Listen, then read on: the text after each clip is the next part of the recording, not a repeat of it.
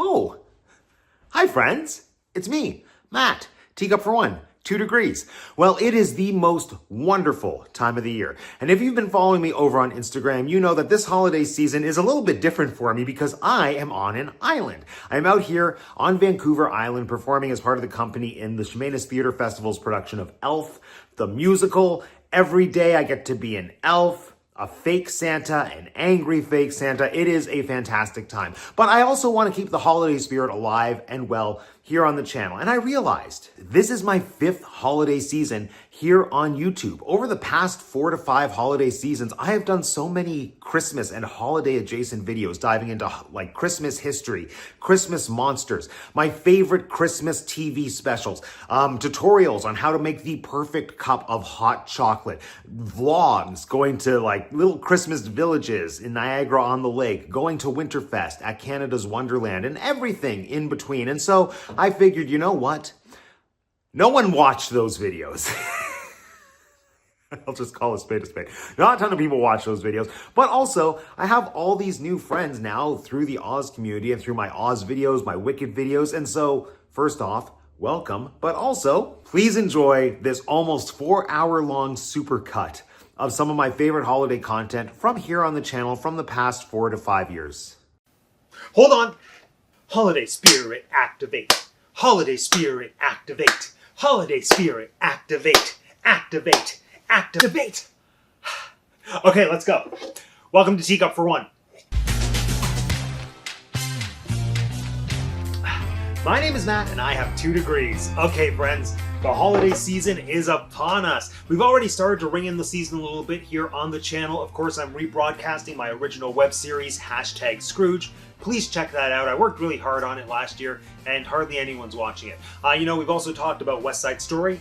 Not really anything to do with Christmas, but it is like one of those holiday blockbuster movies. But today, we're going full Christmas. And one of my favorite things to get into the holiday spirit is to revisit some of the TV Christmas specials that I grew up with. And it really got me to thinking, I wonder how many people have actually heard of and or seen the ones that I consider my favorites. So that inspired today's video. Today, we are going to be counting down Matt's top 5 obscure TV Christmas specials that you may have forgotten about and probably have never heard of.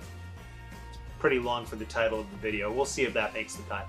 So most of these are specials that I grew up with at various stages of my life, and I have said it before and I'll say it again. I think I grew up during the best era of kids/family television programming in the early 90s. It's also around the same time as the Disney Renaissance, and I think that just proves my point because that's probably why there are so many weird, kooky Disney adults in their early to mid 30s right now. It's because we had the best era of Disney/family programming growing up, and that very heavily inspired the list that we're about to go through together. So, that said, without any further ado, let's go through this list. Coming in at number 5, Pee-wee's Christmas Special. If you haven't seen the Pee-wee Herman Christmas Special, there are really no words I can use to describe it or to do it justice. It's just like all the weird, wacky trippiness of the Pee-wee Herman show, but just Christmasified.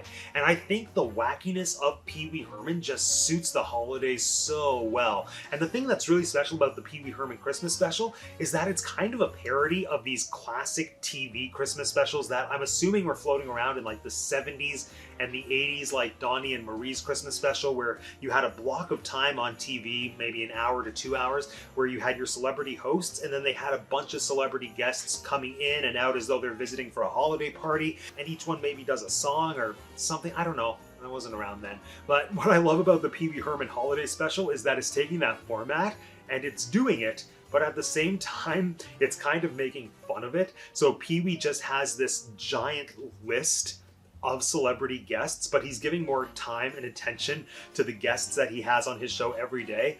And it's not just that he has all these celebrity guests, it's just the fact that he's treating them with absolutely no reverence or respect.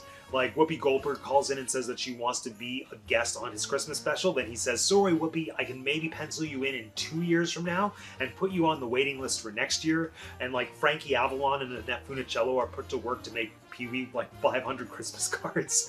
But all jokes aside, the guest list that they put together for this Christmas special is incredible.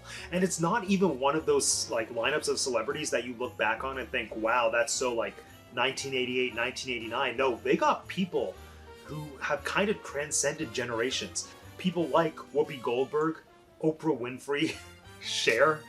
I mean, if you're able to find the Pee Wee Herman Christmas special, 100% just let go of any preconceptions you have about what reality is and just enjoy it.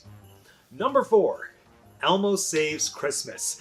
Elmo Saves Christmas came out the same year as Titanic. Not relevant, but I think worth noting. And this is the thing, Elmo Saves Christmas, it just has that magic that pretty well everything that comes out of the Sesame Workshop has. Where yes, it's clearly geared towards a younger audience, but it's still written smart enough that it's not belittling their intelligence, and I think that also means that it's a more enjoyable like viewing experience for the families of those young children. I rewatched Elmo Saves Christmas just for the nostalgic kick 2 or 3 years ago, and I was shocked at how well it actually held up. It's got a really cute, fun story. The log line essentially is that Elmo wishes it could be Christmas every day, and because he saved Santa Claus's life or something, Santa grants him that wish. I think there's a magical snow globe involved somehow, and then Elmo is given the power of time travel through a magical sleigh and an adorable reindeer Muppet named Lightning to travel 1 year into the future to see how people are handling having Christmas during every season. Then when he gets to December 25th the following year, he sees that Christmas every day just ruins the magic. And it's such a simple story, but you know, it plays into everything that speaks to my heart. Muppets, Christmas, time travel. That's all a Matt wants. One of the things I distinctly remember about Elmo Saves Christmas is this running gag that the only thing people are able to watch is It's a Wonderful Life, because since it's Christmas every day, that's the only thing that's on TV. Hey, what's happened to this house? Wait, where's Mary? Where's my kids? Watch him, Bert. Bert, Ernie, what's the matter with you two guys? You were here on my wedding night. You both of you stood out there on the porch and sung to us, don't you remember? And this is actually the reason that I saw It's a Wonderful Life for the first time. I was probably somewhere between 10 to 11 years old when Elmo Saves Christmas came out, and they make such a big deal of It's a Wonderful Life in Elmo Saves Christmas that it just made me think, I want to see this movie that they have to watch every day. And that was my first introduction to a Christmas classic in its own right.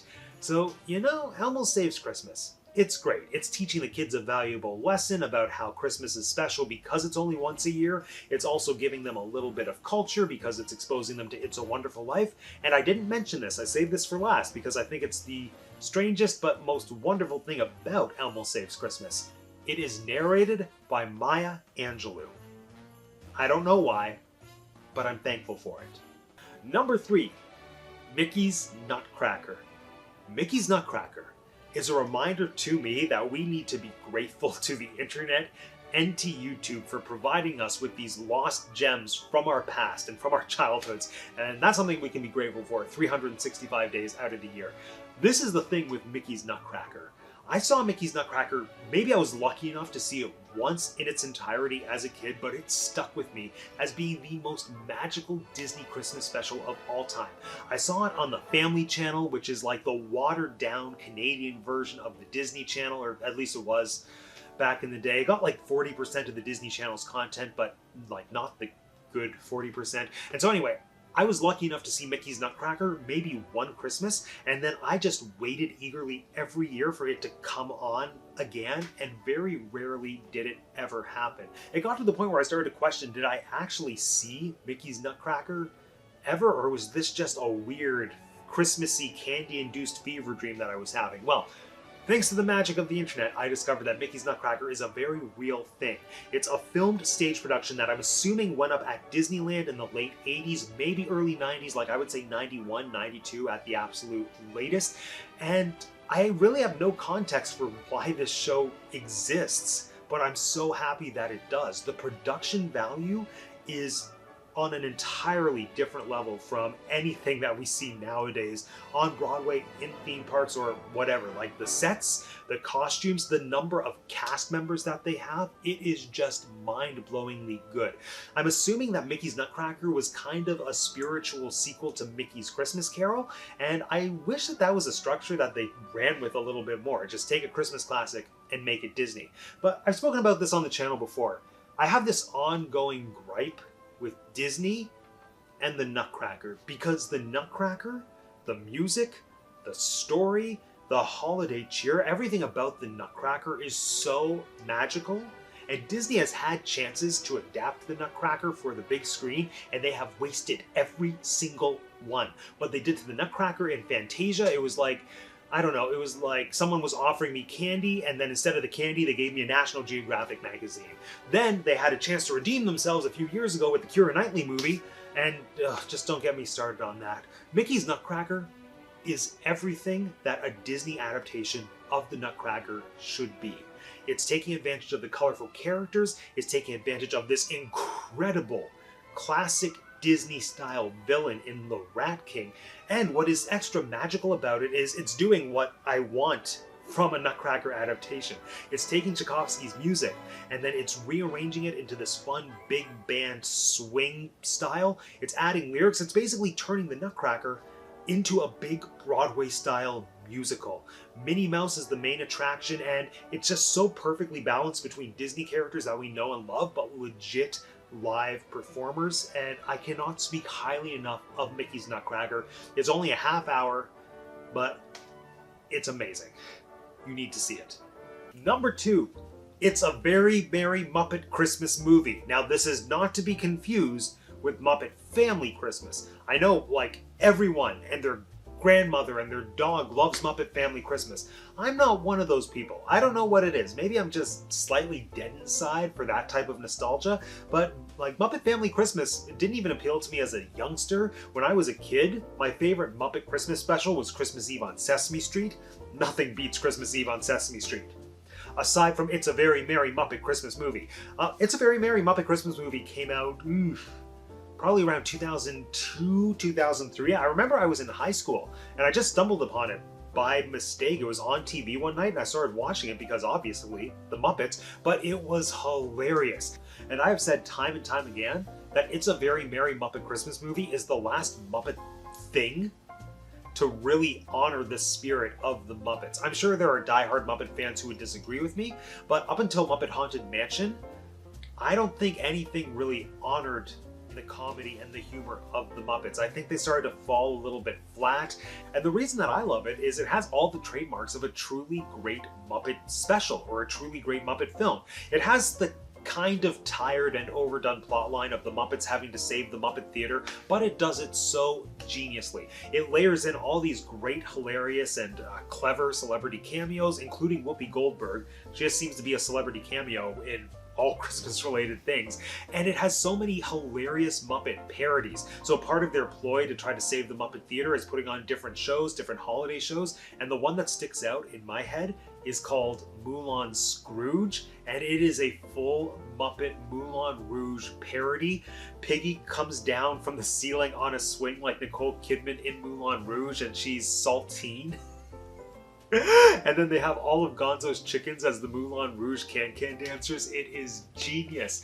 And aside from like the funny parodies, I love it just because of the pure Muppety heart. To give some perspective on what exactly this special is, this is the Muppets doing It's a Wonderful Life. So we've seen the Muppets do Muppet Christmas Carol, and that was genius and the best Christmas Carol adaptation far and away, but that's another topic for another video that might happen this year. I don't know. Time is precious. But this is Muppets doing It's a Wonderful Life. But it's not like they're recreating the movie. So it's not, you know, Kermit as George Bailey, but Kermit going through the George Bailey experience. So Kermit, feeling like he's failed the Muppets because they're about to lose the Muppet Theater, makes a wish on Christmas Eve that he had never been born. Then an angel, played by David Arquette, comes down from the good place and shows Kermit an alternate reality in which he had never been born. And it does get kind of weird and kind of dark seeing the world without Kermit. Although one thing that I liked is that Piggy becomes a crazy cat lady and she has an apron that says Felines Navidad. I need that on a shirt.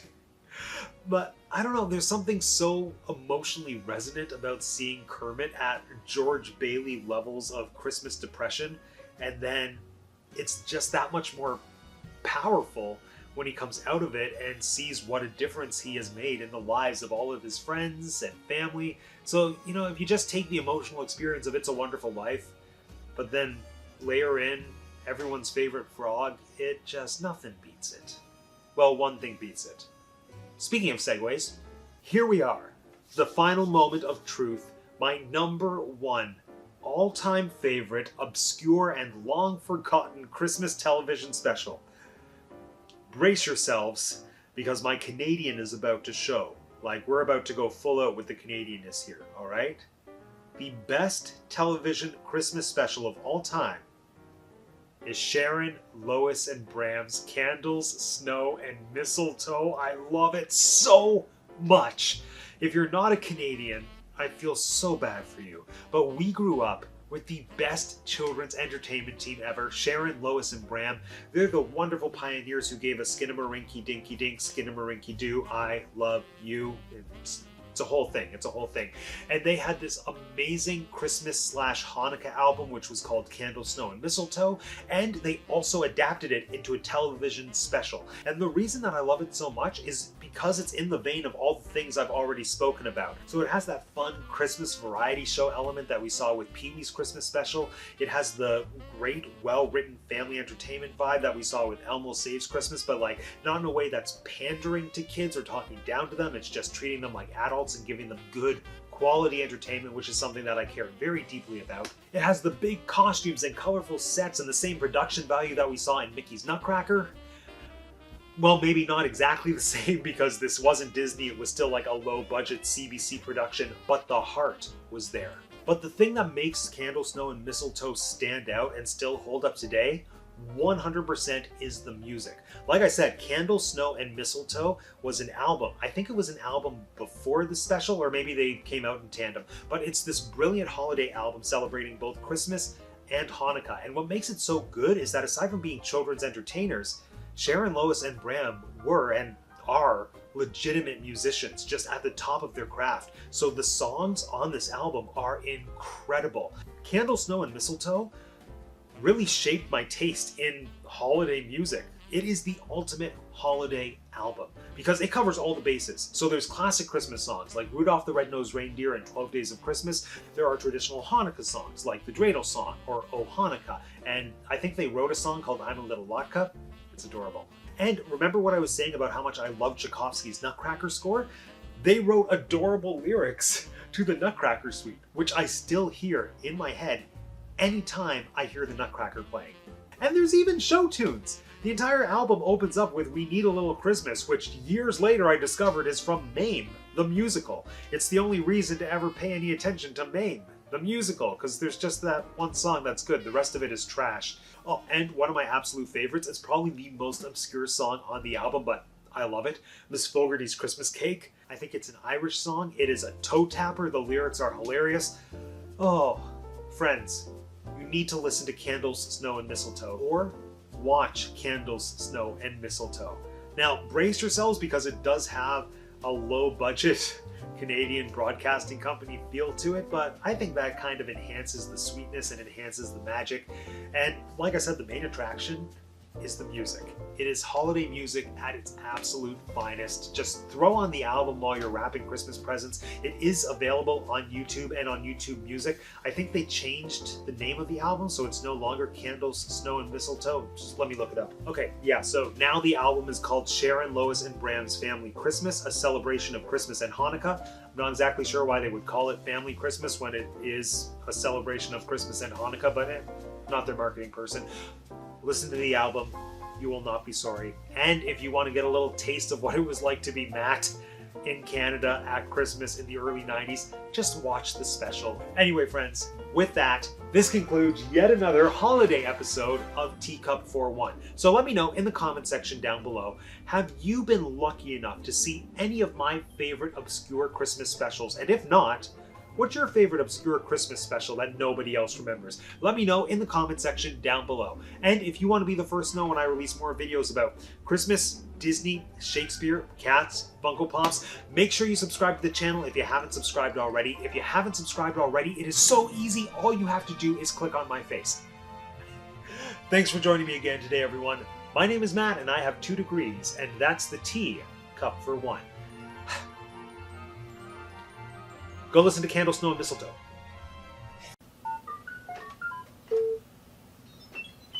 Hey, don't give me that. You said you wanted to dress up as the Krampus this year. Hey, no. We need a Krampus. You get to be the Krampus. Well,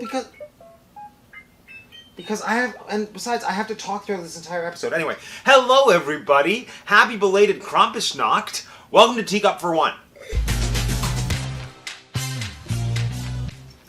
My name is Matt, and I have 2 degrees, and it is the most wonderful time of the year. And not just the weeks leading up to Christmas, no. I mean specifically December 5th. Because December 5th, as I hope we all know, is Krampusnacht. Oh, Krampusnacht on December 5th. Krampus finds all the bad kids and beats them with their stick. Oh, Krampusnacht, bad kids listen well. He'll put you in a basket and he'll cart you off to... I love Krampus. You probably love Krampus. Everyone loves Krampus. And admittedly, I really only jumped on the Krampus bandwagon a few years ago when the movie came out, and then Krampus fever started, and I caught it, and I still have it. But this is the thing. Krampus is just one of many Christmas time monsters, but Krampus is the one who gets all the... I know, right? Krampus is the only one that seems to get any love or attention this time of year. I mean, Krampus has become pretty commercialized. We've got movies, there's there's a Krampus Funko Pop. There are many Krampus Funko Pops. There are many Krampus movies. I personally only have this movie and this Funko Pop, but trust me, there are more options out there. But there are so many other wonderful, weird, terrifying Christmas time monsters that I personally think deserve a moment in the spotlight. So that's what we're doing today. Today we are going to talk about 5 of my favorite Christmas monsters that are not Krampus. Here we go. Alright, first up we are going to be talking about the Greek Christmas goblins, the Kalakantharos. Disclaimer, there's a 98% chance I mispronounced their name, there's a 100% chance of me apologizing if that's the case, and there's a 110% chance that I'm going to keep mispronouncing names with the best of intentions as this video goes forward. But before we dive into talking about the Kalakantharos, we need to talk about the 12 Days of Christmas. The actual 12 Days of Christmas, not the Christmas Carol with that creepy stalker who's unloading more birds onto that poor woman that she can possibly care for, responsibly at least. But did you realize, because I didn't until I, researched for this video, did you realize that so many Christmas monsters are tied into the 12 Days of Christmas? I'm telling you, it was so hard for me to not just fully fall down this rabbit hole and make the entire video about the 12 Days of Christmas and that span of time, but I'm just going to give a quick overview because this is important context for pretty well all of the Christmas creatures that we're going to be discussing today.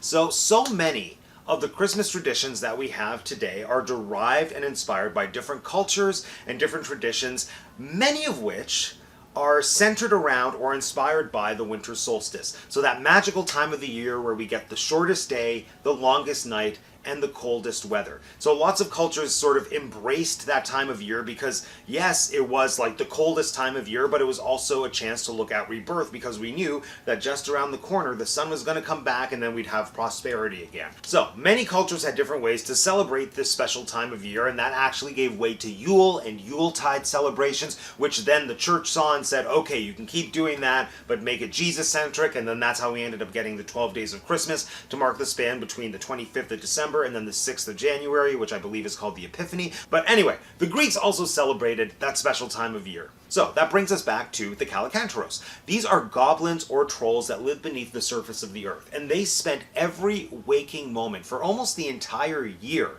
sawing through the trunk of the world tree, which is the tree that's holding up the earth. So the ultimate goal, their ultimate goal, is saw through the tree, allow the tree trunk to collapse, thus allowing the earth and the world to collapse on itself. They're basically trying to bring about, I'm assuming, doomsday or the end of the world. But here's the thing. When we get to that magical winter solstice period, like the 12 days of Christmas period, that is when the sun is like on vacation. It's on pause. So that actually allows these goblins to come up to the Earth's surface to wreak havoc, because they hate sunlight, they don't like warmth. They're kind of like me in that way, actually. So, because the sun is not really a threat to them, they're able to come up onto the surface, and like I said, they wreak all kinds of havoc, and the mortals have to fend for themselves. And they came up with a few different ways and a few means to fend off these horrible holiday time goblins. Not just the in-laws, am I right? I don't normally do jokes like that. Was it funny? Okay. So one of the methods that they used to try to keep these goblins at bay was that they would put colanders out, like, on their doorstep. Because there's this whole thing where the Calicanteros, they can't acknowledge or count to the number 3 because it's considered a sacred or a holy number. So they get distracted by the colander and they'd be like, I gotta count how many holes are in this thing. But they can't count past 2. So they would spend all night just being like 1, 2, 1, 2, 1, 2, 1, 2, 1, 2. Because if they say or acknowledge number 3, they'd burn up and die. So that would keep them occupied. Another thing that they could do to protect the house was burn a log in the fireplace to make sure that the goblins didn't come down the chimney like Santa Claus. And this is kind of a parallel to the classic Yule log tradition of having a log burning. Because, well, in this specific case for the Calicanteros, it's because they don't like light, they don't like heat, so keeps them away. Anyway, they're around for just about 12 days, equivalent to the 12 days of Christmas. December 6th is when they go back underground. However, in the amount of time that they've been gone, it's been enough for the world tree to regenerate itself and reinforce itself, and then they go right back to work, sawing the tree, hoping that maybe this year they'll succeed in cutting it in half. Spoiler alert, it hasn't happened yet. Our next Christmas creature to be featured is an undead horse that goes trick-or-treating at the holiday season all the way from Wales. Please give a warm welcome to the Merry Lwyd. So for a little bit of context here, there is a poem called The Ballad of the Merry Lwyd, and it has this very, I think, important piece of information that we'll circle back to, that says, at this time of year, the dead are able to come back and visit, but the living, they don't want any part of it. The living are afraid of the dead. So what are the living going to do? They're going to shut themselves up in the safety of their home, where they are warm, where they have fire, where they have protection, and they are not going to extend any of that to the dead who are outside. All right, just keep that in mind. That'll come back. That's important. The actual tradition of the Merry Lwyd, it sounds like so much fun. And I kind of wish we had it here in Canada or in North America at all. So what you do with the Merry Lwyd is, the Merry Lwyd is a horse skull that somebody wears. It's a blinged out horse skull. It's beautiful. So they wear the horse skull and then they have a sheet wrapped around them essentially. So that is our Merry Lwyd. The Merry Lwyd has an entourage that travels with her, and then they go door to door. Every time they go to a house, they knock on the door, then the Merry Lwyd sings in Welsh, essentially saying, please let me into your house. And then the person inside the house has to respond, as per the tradition, to give some kind of reason as to why they can't let the Merry Lwyd into their house. However, they also have to do it in song. And then this just starts this back and forth, basically a rap battle. People now like to compare it to a rap battle, where the horse is saying, this is why you gotta let me in the house. The homeowner is saying, this is why I can't let you in my house. And they usually pepper in pretty brutal insults in this back and forth. And it keeps going until the homeowner has absolutely no reason left to deny entry to the undead horse, at which point the undead horse and her entourage get to go into the house and drink all the beer they can find, all the alcohol, eat all the food. It's a wild party. However, this whole act of going door to door and asking for people to share in their food, money, and alcohol is not exclusive to people who are wearing horse skulls. This actually dates back to almost ancient tradition known as wassailing. Maybe I'm using ancient a little too liberally, but at the very least, it dates back to the Middle Ages. Back in the Middle Ages, you had the feudal lords and then you had the peasants. The peasants around the holiday time would go to the feudal lords and they would essentially sing, and the whole idea was, in exchange for us singing, will you please share some of your food, your money, and your alcohol? And then the feudal lords had no problem. They were like, it's the time of giving as an act of charity. Look at how generous I am. So that was known as wassailing. Specifically because wassailing, it was the act of asking people to share their wassail. I think wassail is some kind of delicious, hot, alcoholic beverage akin to mulled wine. So yeah, just imagine you're going door to door to the rich people saying, hey, please share your wassail with me. Give me some mulled wine. It's not begging because I'm going to give you a song in exchange for it. Over the years, the decades, and the centuries, this kind of evolved into, well, like I said, the act of wassailing.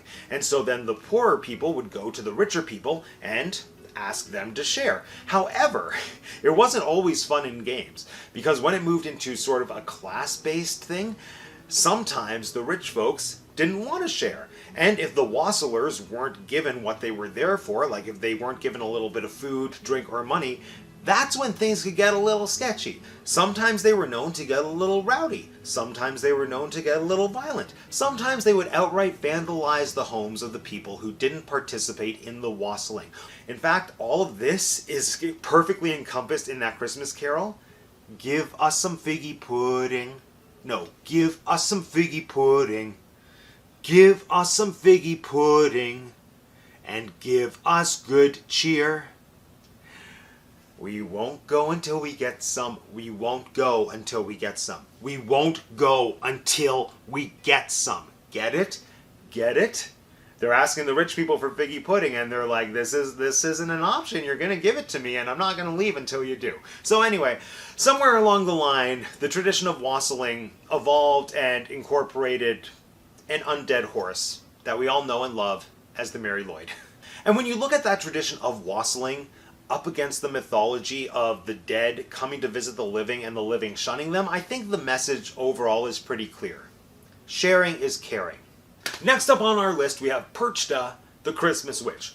Not to be confused with La Befana, the Italian Christmas witch. Perchta, the Christmas witch. Alright, this is what I love about Perchta, the Christmas witch. This is somebody who is all about duality. This is somebody who is efficient and gets the job done. You know how Santa Claus is there to reward the good children, and then Krampus is there to punish the bad children? Perchta does it all, you know? To the good kids, she's seen as this beautiful, comforting goddess figure dressed all in white. To the bad kids, she is an evil, terrifying, old witch lady. And this whole duality thing, like, it's fascinating. When you look at the history of Perchta, originally, it seems like she started her life as Berchta, who I believe was the Germanic goddess of prosperity. So Berchta was a big deal. Berchta was this goddess who looked out for women, who looked out for children. One of the main things that she did was, like, she would be dressed all in white, very calming, very ethereal, and then she would escort deceased children calmly and gingerly into the afterlife. Everybody loved Berchta.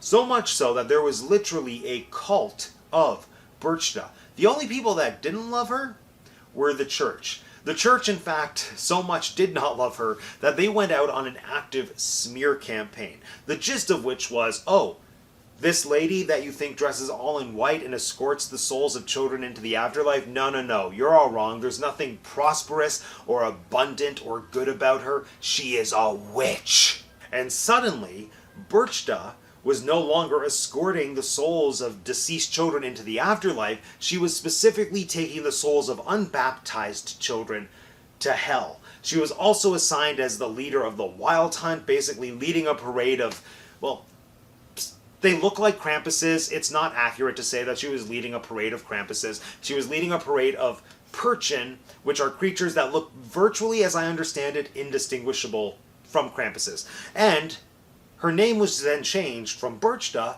to Perchta because she was leading the Perchen. So I think that's kind of historically how we had two sides of this figure. On the one hand, you have this figure who's an ethereal goddess whose name literally means light. On the other hand, you have the church's version of her, which is an evil witch that just takes everybody to hell with a bunch of Krampuses. Sorry, with a bunch of Perchen.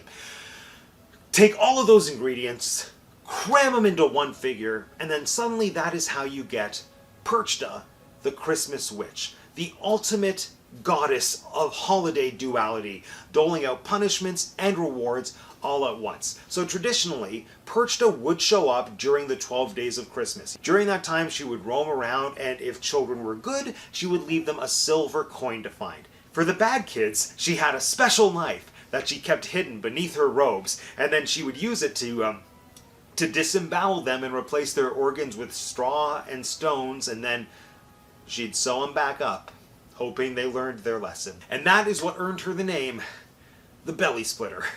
I am actually shocked that nobody has taken her and used her as inspiration for a Christmas slasher movie. The idea's on the table for anyone braver than I who wants to attempt it. Next.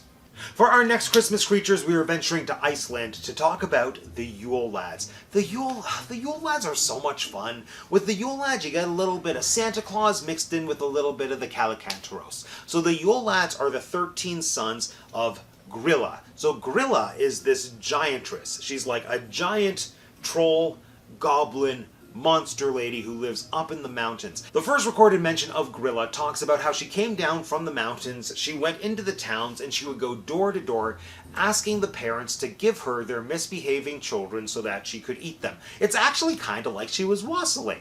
And so then to fend her off, the parents would either have to give her food or just chase her, scare her away. And Grilla's sons, the Yule Lads, were just as, if not in some ways more terrifying than their mom. I say more terrifying because there was a period of time where telling stories about the Yule Lads seemingly became a little bit of a competitive sport.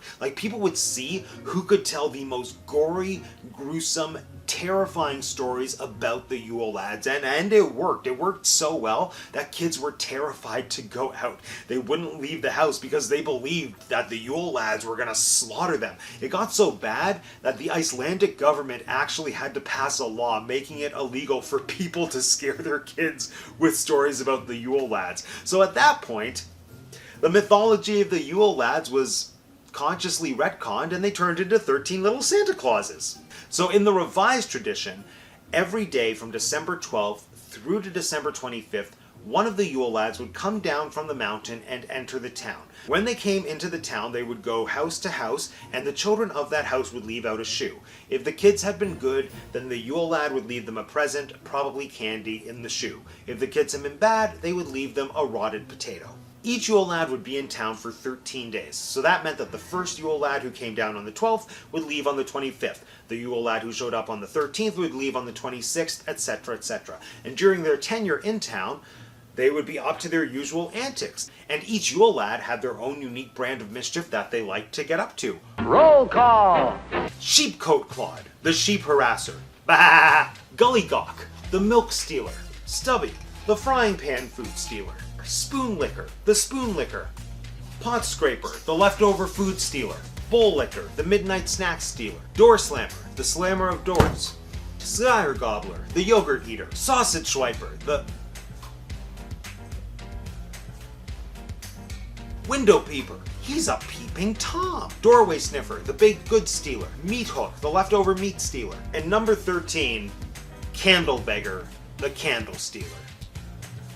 Historical context, candles used to be worth a lot of money. So, during those chaotic days when the Yule Lads were in town, anytime you felt like a spoon had been licked, a door had been slammed, a sheep had been defiled, you could blame the Yule Lads. But the Yule Lad family does not stop with their giant mother and the lads themselves, because they also have a pet. Which brings us to my number one favorite Christmas creature, the Yule Cat. The Yule Cat. A fashionista from Iceland who eats the poor. Ow, meow. The Yule Lads have a pet cat, and it's a giant, evil cat, and I love it so much. Oh, and it's so simple. The Yule Cat is such a simple feline with one goal in mind. Eat the unfashionable. The whole idea with the Yule Cat is the Yule Lads, it's complicated. They come down one at a time, 13 days at a time. It spans, their presence spans from December 12th through to probably January 6th or 7th. The Yule Cat, one night, one visit. The Yule cat comes down into town on Christmas Eve with the goal of eating anybody, specifically kids, with the goal of eating kids who did not get new clothes for Christmas. Now, this kind of goes, I guess, hand in hand with trying to scare kids into doing their chores, because there was this whole thing about how when kids did their chores, then they were gifted new clothes.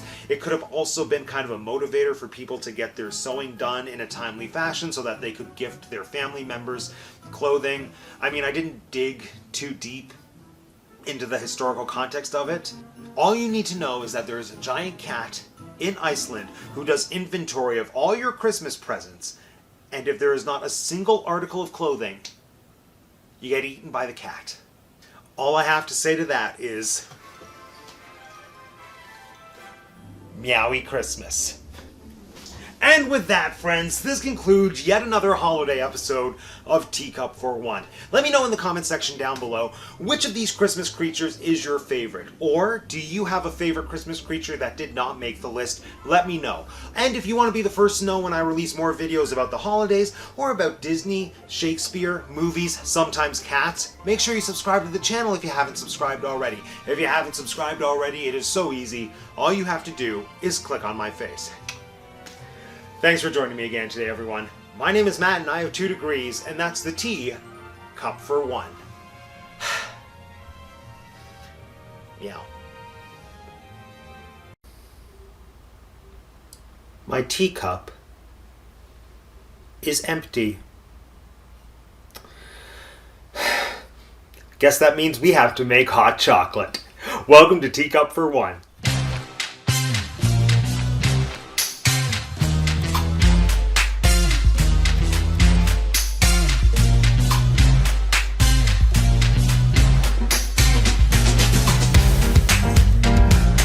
My name is Matt, and I have 2 degrees.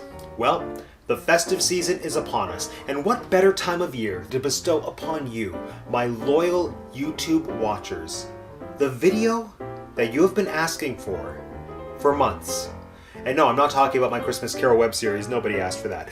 But I have, in all honesty, been asked about doing a cooking videos pretty much since I started the channel, and I'm actually not sure why. I mean, I do have 2 degrees, but neither of them are in food science or the culinary arts. But here we are.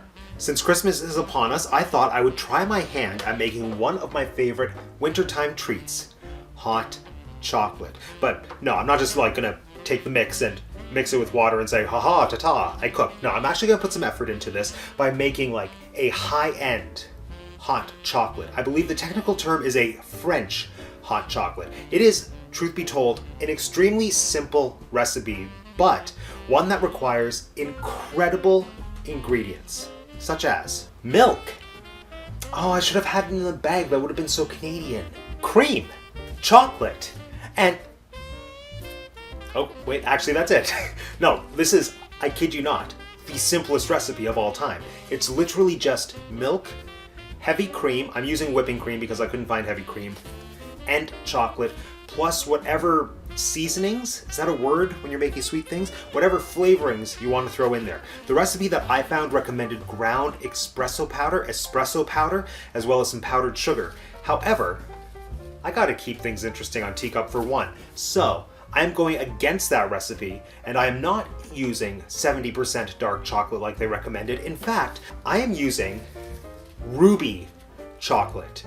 If you're not familiar with ruby chocolate, it is the youngest type of chocolate. This has only been around since 2017. Do you know how big a deal it is that like someone discovered or invented a new kind of chocolate? Do you discover or invent chocolate? I don't know. But like up until 2017, we only had white chocolate, milk chocolate, and dark chocolate. But now we have ruby chocolate. It is like a natural red color. It has a bitter berry type taste to it. And if you like raspberries, and if you like chocolate, you will obviously like ruby chocolate. So what better time than now to see if it works in a hot chocolate recipe. Now, because I am using ruby chocolate in place of regular dark chocolate, I decided to switch up the, again, I don't know, flavorings, seasonings from what was recommended. So again, what was recommended was ground espresso powder, but I took to Google, I checked what flavors complement ruby chocolate. There were a couple that interested me, but one that stood out was clove. And because it is the holiday season, clove is just like running rampant through the air. So today we are going to be making ruby clove French hot chocolate. Or as the French would say, because I am Canadian and I did study French until I was 13 and then I forgot all of it. As the French would say, ruby clove, chocolat, côté. I think. Okay. Let's make the hot chocolate. Quick disclaimer, I'm making this literally just for 1 teacup for myself, so I'm changing all the quantities around from the recipe that I found online, which, you know what, I'm gonna link that for you in the description down below, just in case I really messed this up, but you wanna try the recipe on your own and see if you could do it any better. So, check that out, or watch me go. Hey everyone, it's Future Matt doing a voiceover describing what you're watching. So to start, you are going to take 1/4 cup of heavy cream. Again, this is a quantity that's being used to produce 1 cup of hot chocolate. So if you want to do 2 cups, double it, 3 cups, triple it. Oh, no, and we're moving on to the milk. So now you want to use 3/4 cup of whole milk. I use 2% because I don't follow instructions. And then you're going to put in your flavorings. So to start, we want 1 teaspoon of powdered sugar and then a 1/4 teaspoon of clove. That was definitely more than a clover. That was definitely more than a 1/4 teaspoon of clove, and trust me, my taste buds felt it after. Then you're going to move on to some whiskey business, meaning you are going to whisk that concoction up over top of low to medium heat. You don't want it to boil, you want just enough bubbles on the side to show that it's hot but not boiling. Oh, I missed the most important part, it's the chocolate. So that's the chocolate.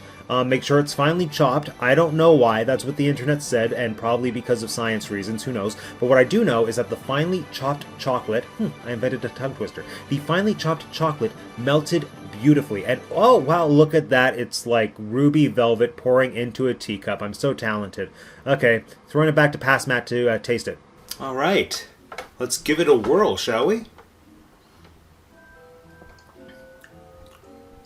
Ooh. Ooh. My word, that's thick.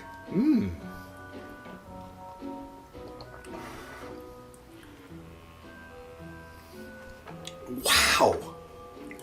Wow. Wow.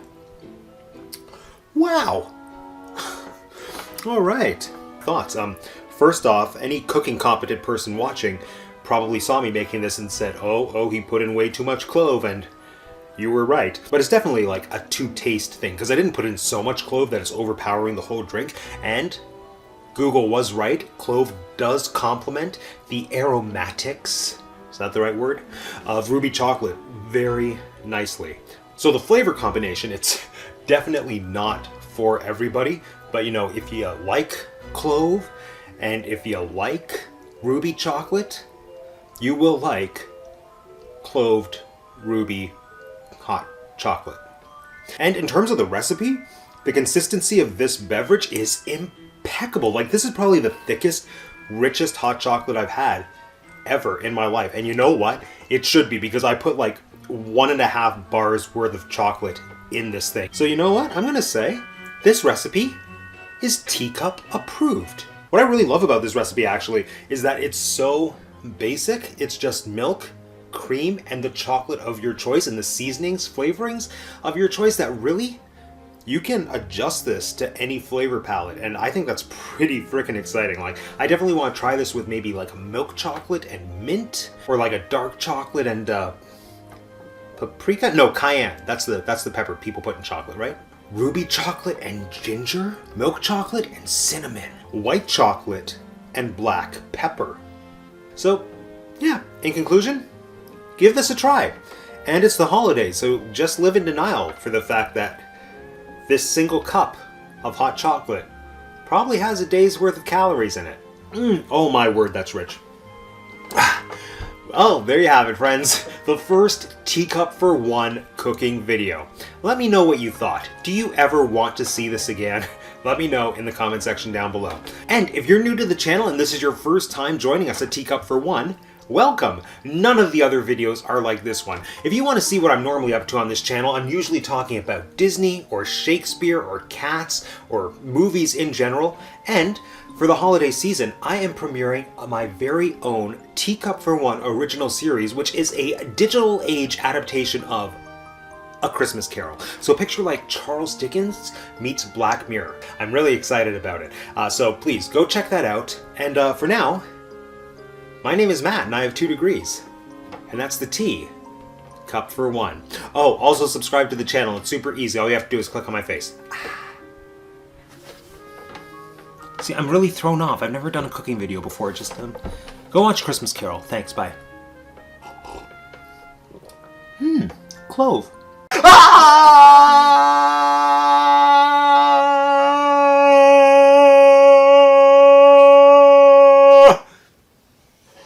Welcome to Teacup for One. My name is Matt and I have 2 degrees, and welcome to another holiday edition of Teacup for One. Today we are talking all about the Home Alone franchise. Well, the first 2 movies of the Home Alone franchise, because those sequels had no reason to happen. But like, Home Alone 1 and 2, absolute automatic Christmas classics. I mean, I am a child of the 90s. I grew up with these in my regular rotation of Christmas movies. And the first 2 Home Alone movies are kind of an anomaly because I think it's one of those rare cases in Hollywood where the sequel might actually be better than the original. Okay. Yes, I know. We've had this argument. We've had this discussion. This is the thing. Tui over here loves the original, right? Yeah. But I personally favor the sequel. Lost in New York is one of my favorite Christmas films, but I can acknowledge that the 2 of them are virtually the exact same movie in different settings. So for today's video, we are going to be looking at 7 of the key ingredients, as I like to think of them, that make a Home Alone movie. These are the key plot points that kind of made the first movie work so well, and I think they've kind of trickled down to influence not just Home Alone 2, Lost in New York, but all of the subsequent Home Alone sequels made for TV movies, direct-to-home video movies, the thing that came out on Disney Plus last year. So the 7 main ingredients, in my humble opinion, that make a Home Alone movie. And we're going to see which of these 2 films between Home Alone Original and Home Alone Lost in New York did it better. Let's start. Alright, the first and maybe most important ingredient in a Home Alone movie, the circumstances that lead to the kid actually being left home alone. In the original Home Alone film, we all know Kevin gets into the big fight with his family. He's sent not to his room, but to sleep in the attic, which kind of an extremely harsh punishment. One thing leads to another, the clock doesn't work, and then the next morning, Catherine O'Hara doesn't realize that she forgot to get him out of the attic before they all went on the plane. I know it's like a little bit more nuanced than that, but like, that's the gist of it. Now, in the sequel, Kevin actually does make it to the airport, and then we get this delightfully chaotic scene of the entire family running through the Chicago airport with the music like and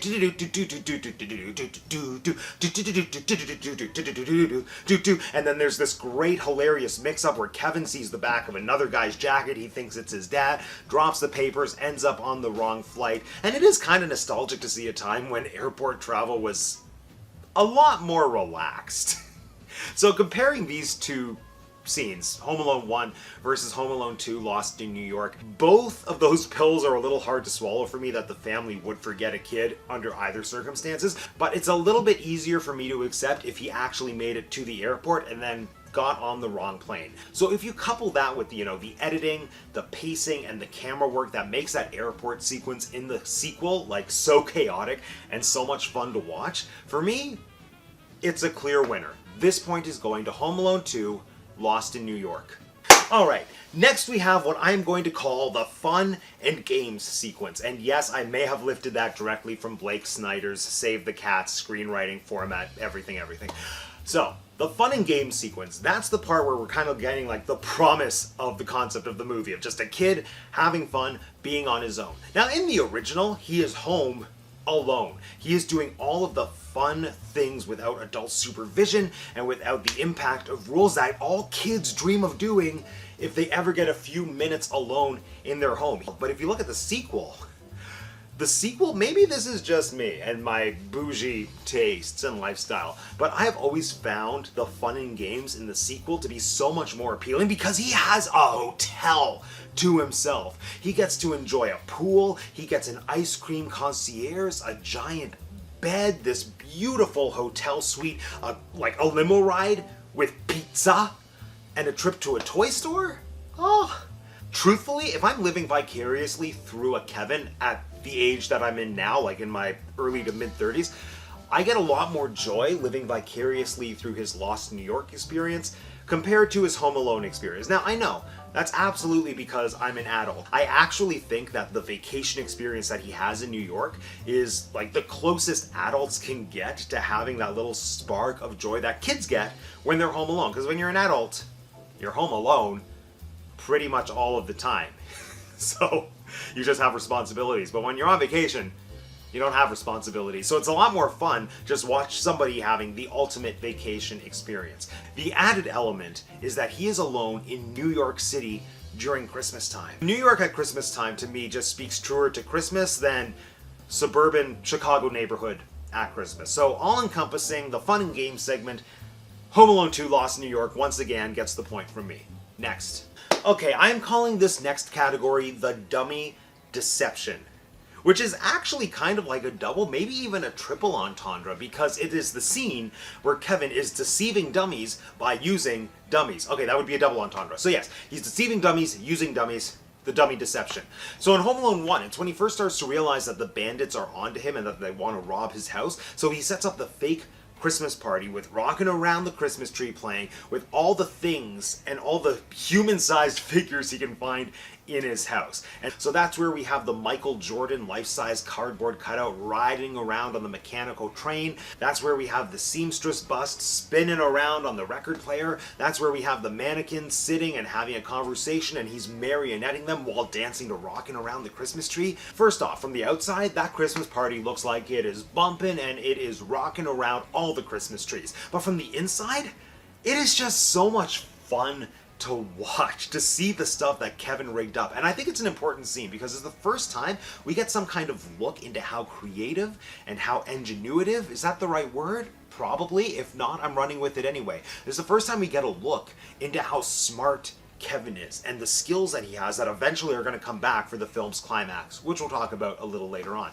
Now, in Home Alone 2 Lost in New York, we get a very similar scene, but it's a lot less than what we got in the original. Obviously, it's the scene where he has his blow-up clown and he puts him in the shower to throw off Tim Curry, who's kind of breaking into his room. I mean, it's no contest here. It's no contest here. Yeah, we got a couple laughs with the Tim Curry bit, but this one clearly goes to Home Alone, the OG, Rockin' Around the Christmas Tree. Next. Alright, for our next category, we are looking at the mobster movie, the fake mobster movie. So we're looking at Angels with Filthy Souls compared to its sequel, Angels with Even Filthier Souls. It's actually very meta that for this video I'm now pitting an imaginary movie to its imaginary sequel. And before we go on, I just need to take the moment to acknowledge what incredible work, presumably Chris Columbus, unless it was outsourced to an outside director, but whoever created those two fake movies, job well done. Everything about those productions, aesthetically, acting-wise, writing-wise, it feels so of the era, and that's why it works so well. So I'm tempted to make this a tie, but I'm not going to, because I do think one of them is superior. And for me, that's Angels with Even Filthier Souls. And I think the reason Angels with Even Filthier Souls is the winner is kind of reflective of why I think overall Home Alone 2 is the more enjoyable film. I mean, I am trying to be objective with this ranking. Keep watching the video. Home Alone 1 might still win. But I think they saw the things that worked with Angels with Filthy Souls, and then they just amped it up to make it work even harder for the sequel. I mean, they layered in a few more Christmas elements, which I think is lots of fun visually, just to see that 1940s-style Christmas tree behind Johnny. The writing is so much more fun. Lines like, I was singing at the Blue Monkey last night, and you've been smooching with everybody. Like, even now, it's hilarious just to think about it. And I feel the way that Kevin uses Angels with Even Filthier Souls that scene plays out a lot funnier than the pizza guy scene, because that's where you get Tim Curry and the staff kneeling in the hotel room saying, "I love you," plus Cliff. Not to mention, and this is enough to give the edge to Angels with Even Filthier Souls, that is the fake movie that gave us the iconic line, "Merry Christmas, you filthy animals, bang, bang, bang, bang, bang, and a Happy New Year." I mean, people put that on unlicensed sweaters. Not me. But maybe I should. Shop my Etsy store. Moving on. For our next category, we are looking at the scary stranger who turns out to not be a scary stranger. Like, they're still a stranger, but once he gets to know them, they're not as scary. And I honestly think that this is where some of the subsequent Home Alone films that didn't feature Macaulay Culkin started to falter, because I feel that this is much needed heart to ground an otherwise ridiculous film. So in the original Home Alone film, we have Robert Blossoms playing Old Man Marley, who's just that classic urban legend guy in the neighborhood who everyone says killed his family with a shovel. And then Kevin eventually gets to know him. He finds out that he has very upsetting family history. He has an estranged son, but he wants to be a part of his life, even though they had a falling out. And that scene, the dialogue scene between the two of them in the church on Christmas Eve, I was like, I forgot how beautiful that scene was. I think the writing is top notch. The performances by both Macaulay and Roberts, they're incredible. And then there's something so fulfilling about him, first off, admitting that he didn't actually kill anybody with a shovel, but there's something so fulfilling about him becoming that person when he attacks the burglars with a shovel. Masterful. And of course, we have something very similar in Home Alone 2 with the Bird Lady. First of all, this isn't going to influence my pick at all, but did anyone realize that she is an Academy Award winner? That is Academy Award winner Brenda Fricker. She's the first Irish woman to ever win an Oscar for acting. Maybe the first Irish woman to ever win an Oscar. I didn't do that much research. For, I think it was called My Left Foot. I haven't heard of the movie, I haven't seen the movie, but I'm pretty sure she's the only person who's ever acted in a Home Alone movie that has a gold statuette. Am I wrong? Let me know in the comments section down below. And I think she puts in an absolutely gorgeous performance. Her character is very Dickensian, very fitting for a Christmas movie, you know? However, I think that character and her scenes with Kevin are an example of something that worked in the original that should have been left in the original. The reason that the Old Man Marley scene worked so well in the church is because that just felt organic. It was a moment of connection between these two characters that had messed up relationships with their families, and they both had something to offer each other. They tried to replicate that with Kevin's encounter with the Bird Lady, with his story about outgrowing the skates, and I don't know, it didn't have the same heart. And I'm not sure what they could have done differently, but something just kind of rubs me the wrong way about having an extremely privileged kid from not even middle upper class. Have you seen their house? From upper class Chicago, having his connection with a homeless woman in New York, amounting to, here's a Christmas tree ornament, feels a little upper class saviory for my taste. Don't love it. I do, however, love Brenda's performance. I think the only reason it took me this long to realize that scene is horribly written is because of how well acted it is. From both parties, from both Macaulay as well as Brenda, but you can't capture lightning in a bottle twice. So this point is going to original Home Alone. Alright, this is the part of the video we have all been waiting for, the category you knew was coming, the traps. The mass appeal scene of any Home Alone movie, the point of making Home Alone movies now. How is the kid going to set up a bunch of elaborate booby traps to trap and maim, injure, and almost kill the intruders? So to determine the winner for this category, I'm actually going to break it up into 3 subcategories. The level of ingenuity on Kevin's part to create the traps, the savage factor, and the funny factor, because let's not forget, these are Christmas comedy movies. Family Christmas comedy movies. Let's start with the ingenuity factor. The traps in the original Home Alone movie, they're a lot more DIY.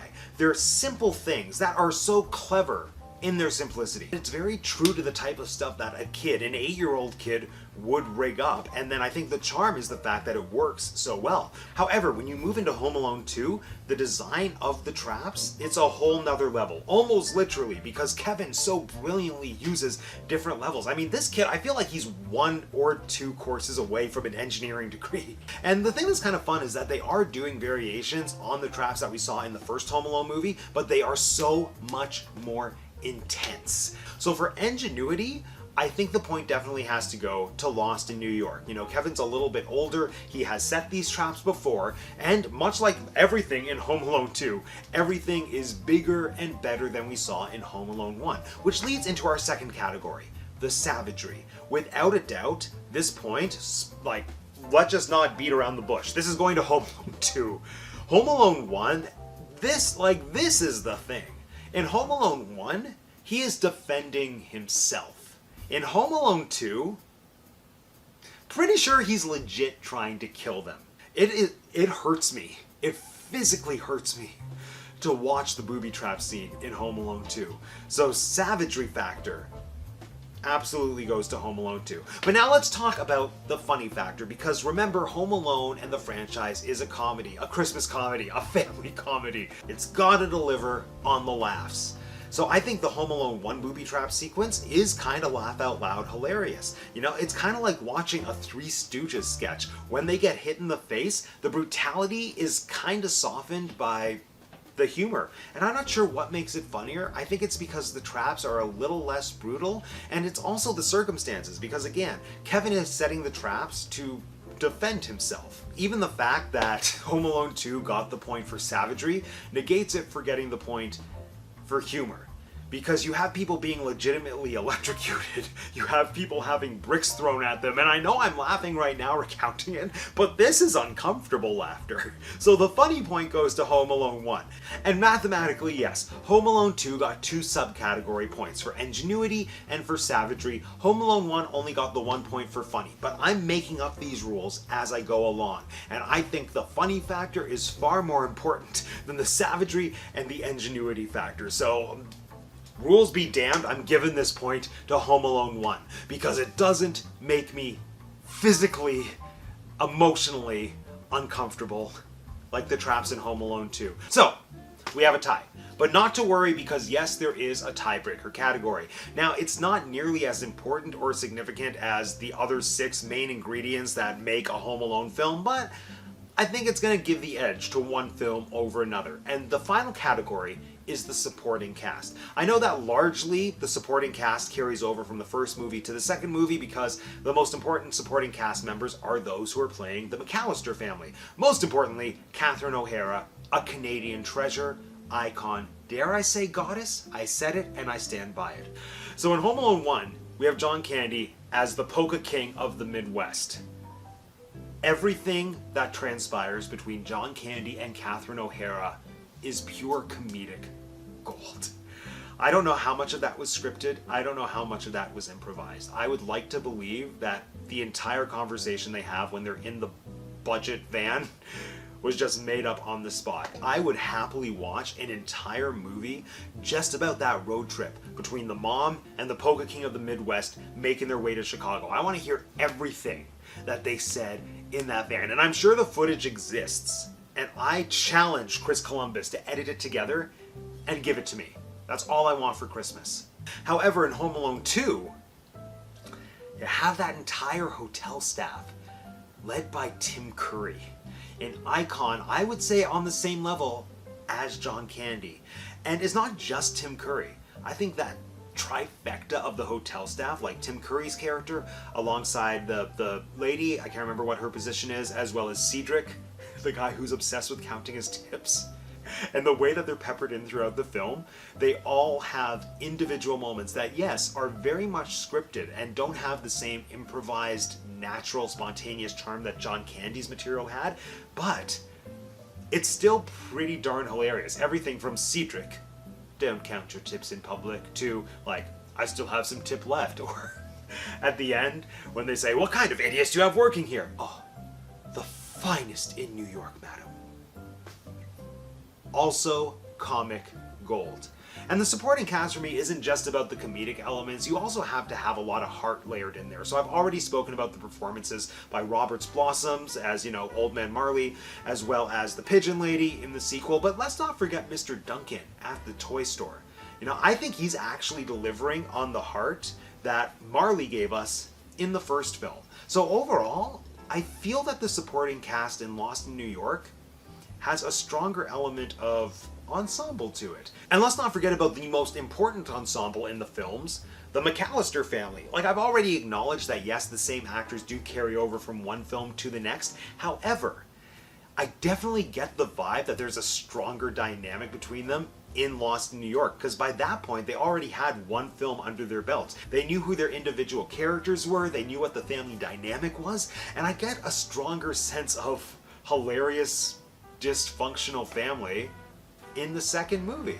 So, all things considered, I have to give the edge for this point to Home Alone 2 Lost in New York, which means Home Alone 2 Lost in New York is the ultimate victor of the ultimate Home Alone movie. Well, yes, obviously I tipped the scales in favor of my favorite Home Alone movie. I mean, I'm not going to deny it.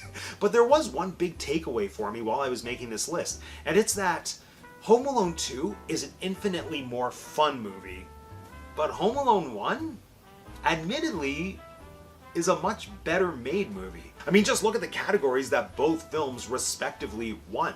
Home Alone 2 took home all of the points for just being a fun movie. It took home the points for the airport sequence, for the fun and game sequence, for showing us New York City at Christmas time with all of the extravagance of the toys, for having such a fun ensemble cast. But Home Alone 1, it took home the points for the heart with Old Man Marley. It took home debatably the most important category for the traps, the heart and soul of any Home Alone film. I just think Home Alone 1, it has this innocence to it that makes it work. I think there's a reason the franchise has lasted as long as it has, because, well, money, obviously, but the reason people keep on wanting to see Home Alone films is to regain that feeling of watching the original, of remembering what it's like to be a kid home alone. But for me, Home Alone 2 is just a more fun movie, and that's why it's always going to be my favorite. So anyway, friends, with that, this concludes yet another holiday episode of Teacup for One. Now let me know in the comment section down below which Home Alone movie is your favorite and why.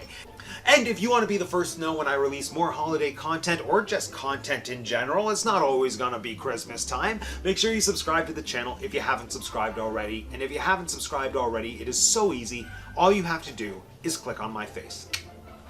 Thanks for joining us today, everyone. It's my outro. Thanks for joining us today, everyone. My name is Matt, and I have 2 degrees, and this has been the Teacup for One. Merry Christmas, you filthy animal, and a Happy New Year. It's the most wonderful time of year because we are back at Winterfest at Canada's Wonderland. Welcome to Teacup for One. My name is Matt, and I have 2 degrees, and we are back at Winterfest at Canada's Wonderland for my 2nd year in a row. It's opening weekend, and I cannot wait to explore all the wintry good times. Like I said last year, Canada's Wonderland is like the premier park in Canada, but it's not great for me because I hate rides. But during winter, they close down all the rides and like double down on the shows and the food, which are my favorite theme park things.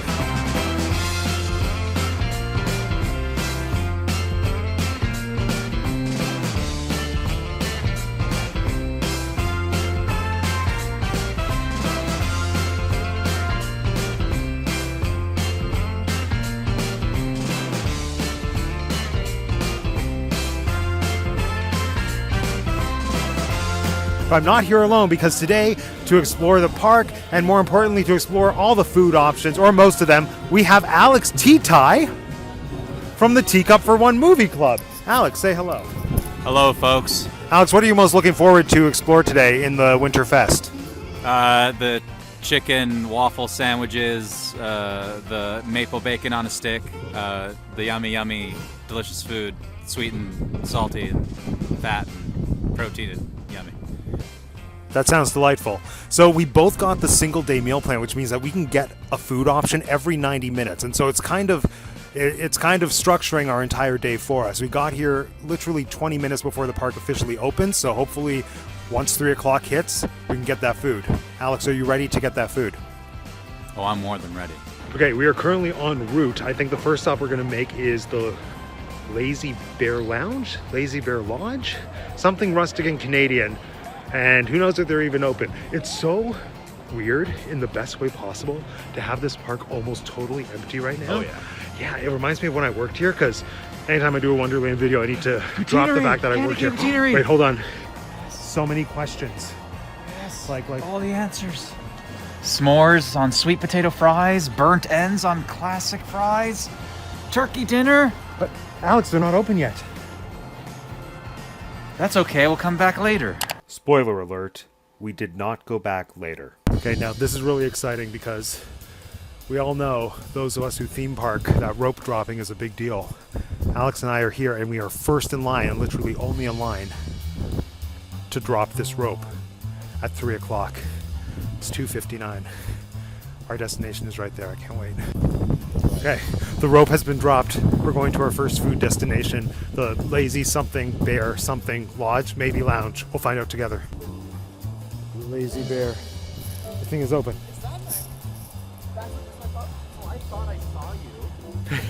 This is the most thrilling thing ever. Everyone look. It's Rylan Allen. Hello. This is the composer of the Matt Reviews Disney Foods theme song. It's true. Rylan, sing it into this thing. Matt Reviews Disney Foods. Oh, Rylan, it was so good to see you. Now, I'm leaving you. Bye. Bye.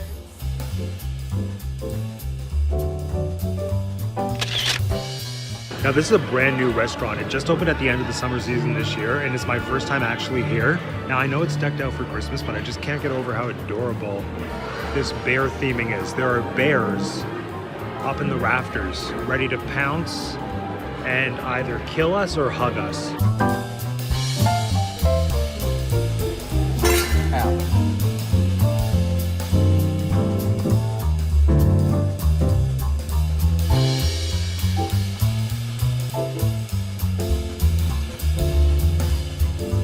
All right, here we are, first meal of the day. I officially have my wristband, so this means that 90 minutes from now, I can get more food. They're gonna scan it, and then the timer starts once again. The game today, how much food can we eat in one day? So I went for the Montreal smoked roast beef, not to be confused with Montreal smoked meat. I don't know what the difference is, probably something to do with brine and seasoning, alongside the fire smoked, pit smoked, something smoked macaroni and cheese, and the savory biscuit. Let's try it.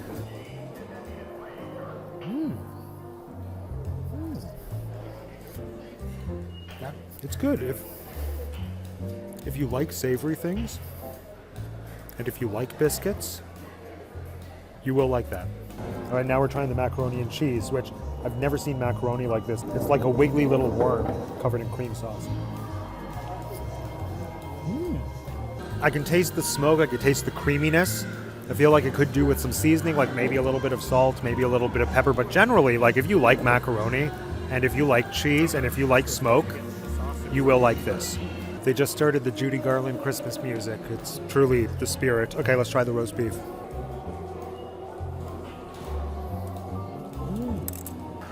That is good. Like if you like Montreal, and if you like smoke, and if you like roast beef, you will like this. All right, we've just completed meal number 1 of the day. We're hoping we can get 3, ideally 4 meals out of this day-long meal pass because they're only open for 6 hours, and math, it's a whole thing. But we are now headed to see the Holly Jolly Trolley Show because one of our friends, Finn, is actually performing in it, and the map is not helpful at all because it says that it's located at the Holly Jolly Trolley stagey area, so we're gonna find that. It's Frosty's Drive-In! Frosty the Drive-In was a highly jolly place with a rise of and the berry snow. And we found the trolley show. We did it. Alex is truly a beautiful singer. I joked. This is a big deal because we did find the location for the trolley show, but more importantly, we found the location for where we're going to get our next meal on the meal plan. Behold the chicken shack. More importantly, behold the chicken waffle sandwich, the holiday waffle chicken sandwich with apple and ginger chutney and mustard sriracha aioli. Alex, is it fair to assume that this is going to be the next thing we eat? Yes, absolutely fair. One of the most fair things I've ever heard uttered in this existence of mine. We still have to kill an hour, but I feel like at least 20 minutes of that is going to be in joy watching our friend or casual friendly acquaintance Finn perform on a trolley that doesn't move. Well, Finn's a dear friend, and yes, we will Yeah, watch it speak for yourself. with much joy. Oh, look who's here. The show starts in 3 minutes. The show starts in 3 minutes. We have to get a spot. We have to get a spot. Oh man! It's starting. Alex knows like everybody in this show. I know one of them. All aboard! Tickets, please, tickets. Well, you coming? It never takes a rest. Flying through the mountains and the snow. You can ride for free if you just say yes. Cause that's the way things happen on the Polar Express. You bet. I gotta get But baby, your friends out there. Say, lend me a call. Out there. He's really I impressed, but don't you see? How can you do this thing to me? Jingle bells, jingle all the way. Oh, what fun it is to ride a one-horse open sleigh. Jingle bells, jingle all the way. Oh, what fun it is to ride a one-horse open sleigh. Jingle bells. Trying to intimidate them. Oh, they're in the audience. Oh, what fun it is to ride a one-horse open sleigh. Have a very best time of the year.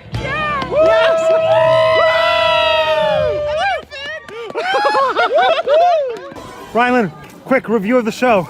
Amazing, show-stopping, never been seen before, completely original, and I can't wait to see it again in like an hour's time. Review of the show quickly. Artistic, nuance, gorgeous. Gorgeous. Alex, review of the show quickly. It was fantastic. It was wonderful. There were beautiful faces, beautiful voices, joy, laughter, young, old, everything. Everything the body needs. All right, we have 20 minutes before we can get food again, so just enough time to see another show. We're seeing Cool Yule. Tonight's the night. Woo! It's a wild and crazy Christmas. Celebrate and just let it go. Let it go. It's a wild and crazy Christmas.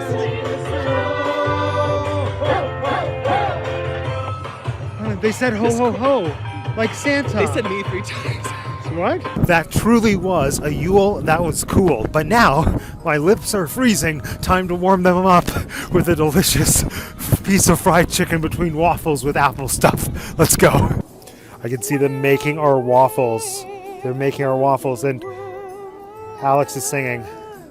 When a man loves a sandwich, he doesn't even take a bite, no.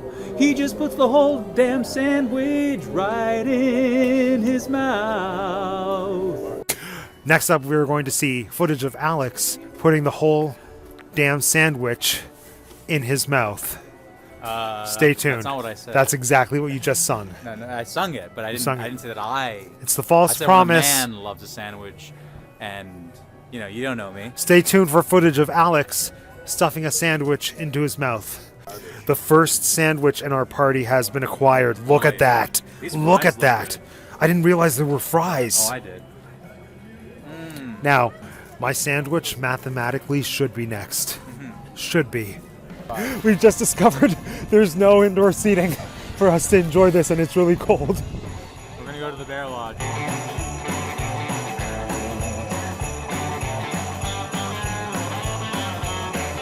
Behold the waffle chicken sandwich thing and the ice fries. Now, behold Alex about to eat the sandwich in a single bite. Alex, that's not the sandwich. Okay, Alex, go. Eat it.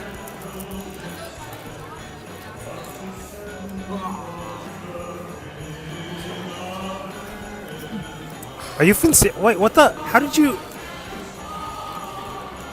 That was disgusting and impressive. All right, now I'm going to try it. So this is, as I understand it, 2 microwave waffles with breaded fried chicken and some kind of apple chutney situation with lettuce, which is a rarity in Canada right now, or Ontario, to have lettuce. Like, this is bougie. Let's try it. No, it has an aioli. It also has an aioli. Okay, there's a lot happening in this sandwich here. But honestly, if you like waffles, and if you like fried chicken, and if you like lettuce, and if you like aioli, and if you like apple chutney, you will like this. My one piece of constructive criticism, it would be ideal if they were not cold. Like, if this was warm, oh, game changer. Now, I do think the 5 minutes it took for us to walk to the Salvation of the Bear Lodge might have cooled it down a little bit, but I think this is a sandwich that needs to be piping hot and not... Alex, what's the opposite of a pipe? A cube. And not cubing cold. Sounded like I said Cuban cold, which doesn't make sense. You know what else doesn't make sense? A cold chicken waffle sandwich. I just think the sandwich was delicious, even in its lukewarm, cubically cold state. So, you know, certainly it being piping hot would have been an improvement, but the cubic cold sandwich is nothing to laugh at, nor scoff at.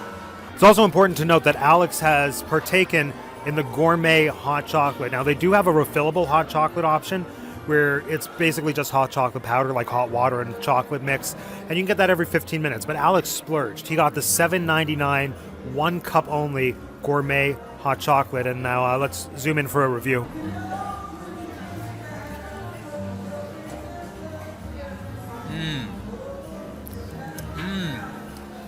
You swish it and swirl it in your mouth. You coat the inside with the creamy, chocolatey, syrupy goodness that is this gourmet hot chocolate. Maybe you might be particular when it comes to the mint.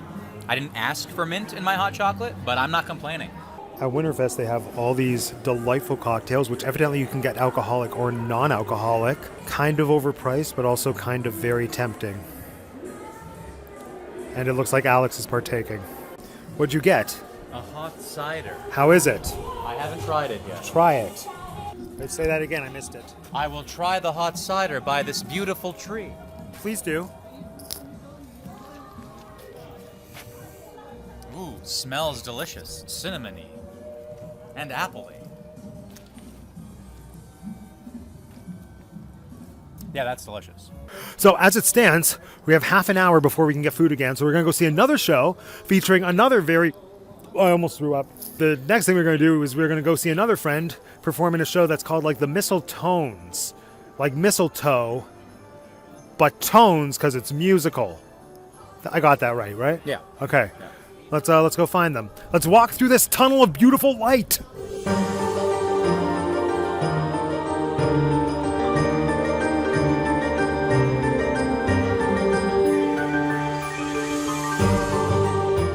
There's reindeer. Don't say they're dead. Look at how magical. They're moving. It's moving. It's a moose, I'm aware, but I think is that a reindeer? Yeah. One thing that's kind of cool, but also kind of cold, is that they have rides running for Winterfest, but most of them are rides like that one that just plummets the cold air in your face even harder. So even though I'm not a ride person, I'm like extra not a ride person because of that. But it doesn't matter because look, we're here. Time for the Mistletones. Oh, what a merry Christmas day. Hear the joyous music play. Bells are ringing, choirs singing. Oh, what a merry Christmas day. Sharing the season of good cheer with the ones we hold so dear. Friendly faces, warm embraces. Oh, what a merry Christmas Day. Grab a cup of cozy and that special someone. Almost Christmas.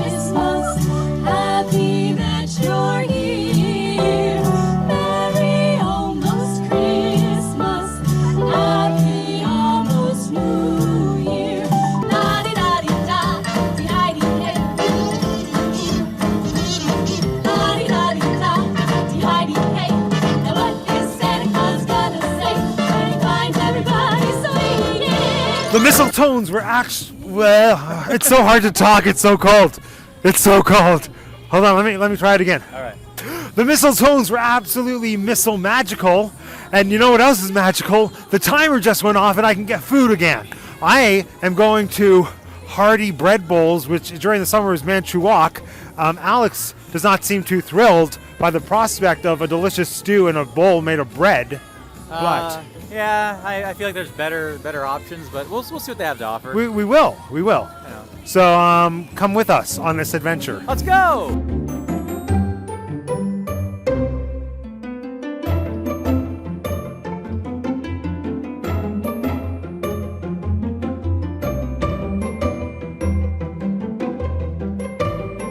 So for the first time in this food experiment, Alex and I are deviating and we're going to different places. So I've acquired my bread bowl and now we're going to the something holiday meal hall, and Alex is going to get, I don't know what, we'll find out together. Tacos.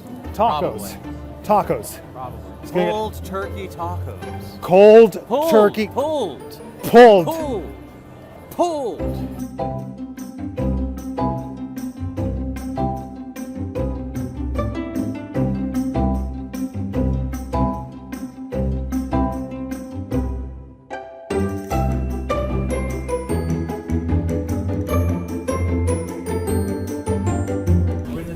It's sweet. It's savory. It's soft. It's crunchy. It's sugar. It's protein. It's everything the body needs. It's time to try the butternut squash bread bowl. This is a bowl made of bread and it has butternut squash in it, presumably as some kind of soup. Let's try it. That is good. Like, if you like butter, and if you like squash, and if you like nuts, you will like this. Let's eat the bowl. Not supposed to eat the bowl yet. Just finish your squash. Don't tell me how to eat my bread bowl, Alex. If you like bread, I'm not telling you how. let me say my review. If you like bread, and if you like bowls, you'll like this. Jingle bells, jingle all the way. Oh, what fun it is to ride in a one-horse light up reindeer. Okay, we're now headed to Medieval Fair because this is reportedly the land where we can get mulled wine. We made it the home of the mulled wine.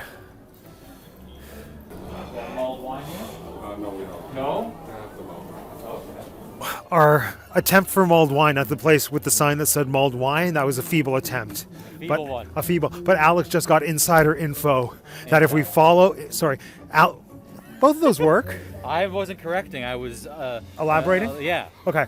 So Alex just got insider intel that if we follow this path under the sign that says Christmas Market, through the first Christmas Market building into the second Christmas Market building, there's apparently mulled wine and maybe maple bacon as well?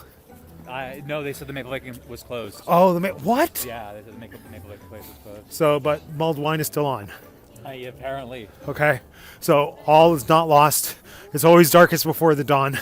And we get to see a Christmas market, so that's fun.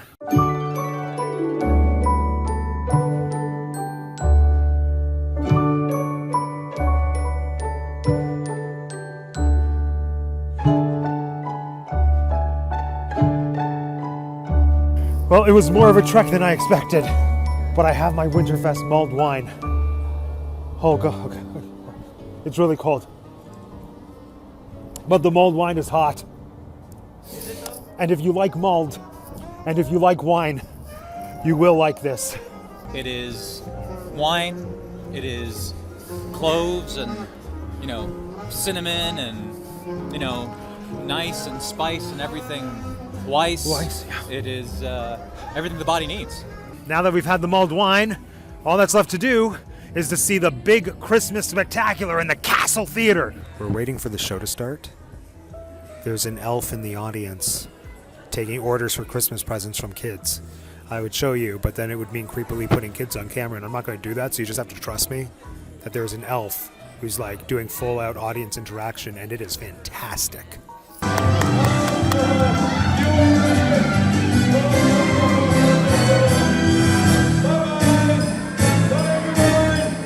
All right, we just exited the show, and I have to say I've never felt more simultaneous joy and terror for the safety of people Oh yeah. doing acrobatics while singing Oh yeah. chipper songs. Oh yeah. Could we attempt any of those tricks? We could. I mean, we already did. Remember when we had our It's true, we did. If I can horizontal, rather. if I can find the clip, I'll insert it right here. If I Yeah. can't, just trust it was impressive. Yeah.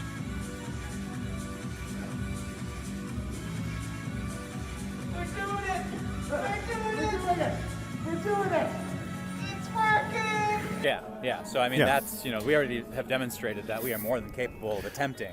Of attempting. Impossible. I think we could try to do what they did in this show, but like just once. There's nothing more Canadian than having a Zamboni riding around behind us whilst we do our outro for tonight's video. So thank you for joining us at Winterfest. Alex, how do you feel your first experience at Winterfest went? Was it festive? Was it wintry?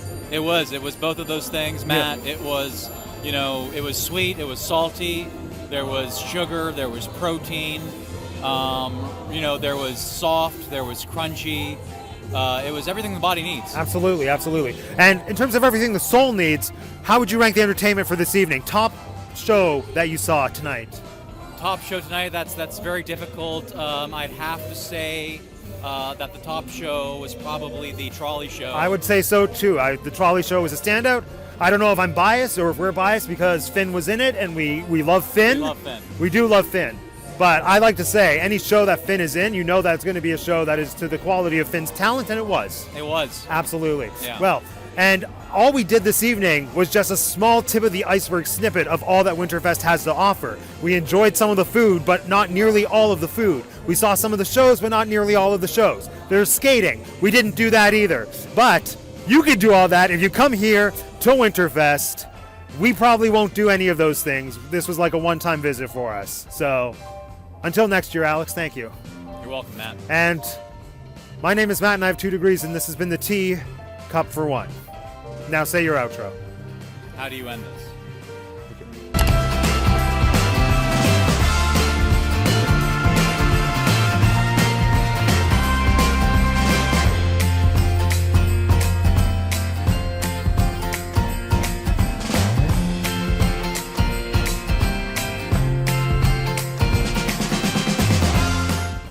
It's night 7 of Hanukkah. Welcome to Teacup for One. My name is Matt, and I have 2 degrees, and it is night... Okay, well, technically it's night 7 of Hanukkah, but it's night 2 for me participating. Participating in what? I'm so happy you asked. The Singer Family Adventures Hanukkah... Words are hard. The Singer Family Adventures Hanukkah Swap is back for another year. If you were watching my channel last year, you might remember that I participated in this swap and I had so much fun. Essentially, Val Singer from Singer Family Adventures put together the swap to coincide with the 8 nights of Hanukkah with a different gift exchange for every night. And you don't have to be somebody who celebrates Hanukkah in order to participate. And as someone who has long admired Hanukkah, as I have said in previous videos, I am so thrilled by this swap because it gives me an opportunity to participate in a holiday that I just think is beautiful. Plus, it's just a great opportunity for me to learn more about Hanukkah. So, thanks all around to Val for dreaming this up. For tonight's swap, the theme is art. I was so thrilled when Val added an art night to the swaps because I have such a passion for collecting original art. One of my favorite things to do is just to scroll through Etsy or scroll through Instagram and find independent artists who create amazing pieces inspired by the things that I personally love. That's one of my favorite parts about going to Comic-Cons and fan conventions as well, is walking around and seeing the artists who create such fun, unique pieces. And I actually have a pretty sizable art collection. Most of it is Disney themed, but I also have some Wizard of Oz pieces. Should I do an art collection video? Maybe one day I will. All that to say, when art was added for a Hanukkah swap night, I was like, sign me up right here, right now. So, my package has arrived. This has come all the way from Montreal from Melody Phoenix, who is a fellow Canadian Disney-loving YouTuber, so go check her out if you haven't already. Subscribe if you haven't already. Let's see what Melody sent me. And actually, before we open this up, like I said yesterday, let's just give a moment to appreciate how beautifully packaged this is. Oh wait, hold on. I'm hesitant to show you the other side, because like I said yesterday, I don't want you to see my address unless you're going to use it to send me a pizza while I'm doing a live show. But look at that. So beautiful. If you watch Melody's video or Serena's video, you'll see that I did not package their packages nearly as beautifully as this. I put them in boxes, wrote in my very sloppy handwriting their addresses, and then slapped a sticker with my smiling cartoon face on it because I'm a narcissist like that. But thank you, Melody, because this is beautiful. It has twine, which is really... Okay, I'm gonna use the X-Acto knife. Okay, wait, hold on. Oh my gosh! This is one of the only times I can use the scissors on this thing. Wait. Snip, snip. I've released the card. Wait. Happy Hanukkah! Handmade card, love it. Oh my gosh, you got Hanukkah stickers and everything, Melody. You're so on the ball. Happy Hanukkah, Matt. I hope you love the art I chose for you, Melody. I'm sure I'm going to. Okay, let's open this up. How do I open this without bending it? This calls for real scissors. Ah. Oh my god.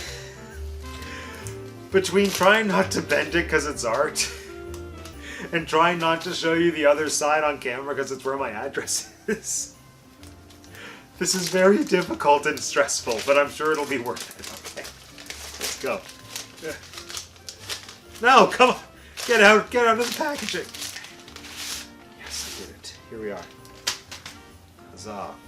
Melody's address is on this side, so once more I'm gonna try to open this without showing you, unless you want to send Melody a pizza. Okay. Okay, moment of truth. Here we are. I'm gonna let you see it before me. Oh, there's more wrapping. Okay, hold on. Oh, there's something inside. What's there? Oh, there's multiple things. Is that it? Okay. Which one do I open first? All right. Oh, there's two things in here. Okay, let's... Oh, maybe there's three things in here. There's three things. There's multiple things. This is like Mary Poppins bag. Stuff just keeps coming out. Oh my god! Yes! Yes! Wait, hold on. Stuff fell. Yes! Yes! This... I adore this so much.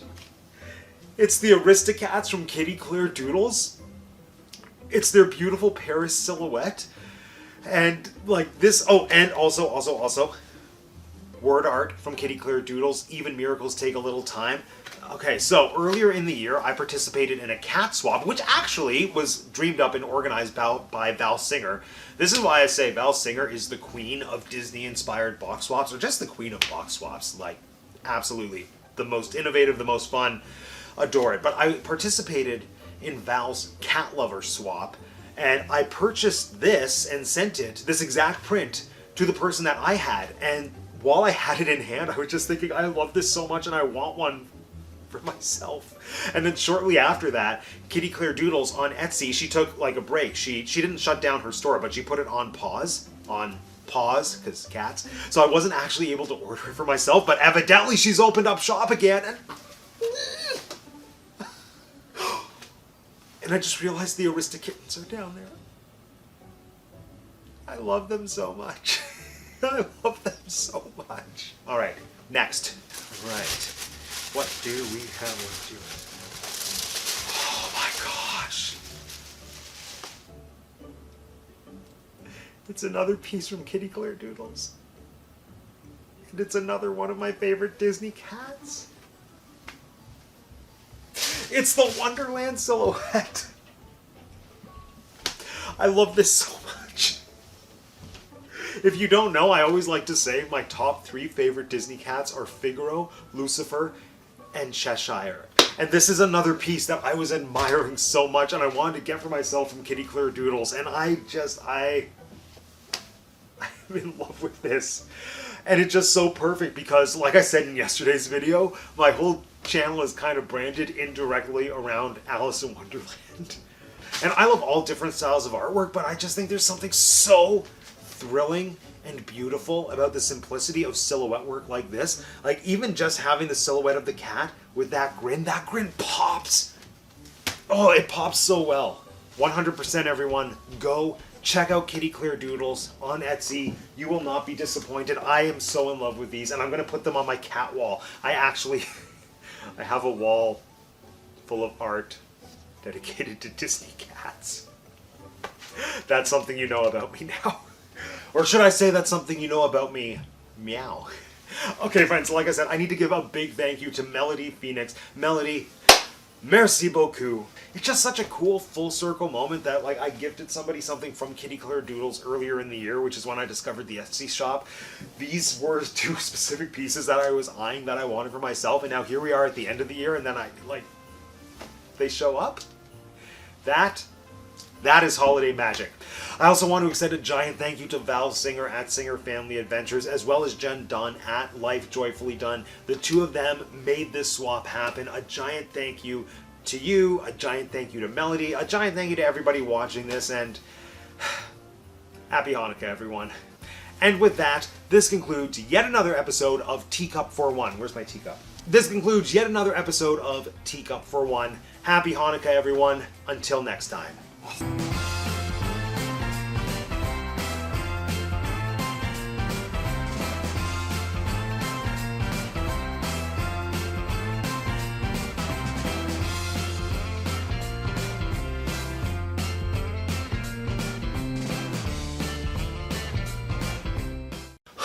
It is the most wonderful time of the year. That's right, friends. The holiday season starts now.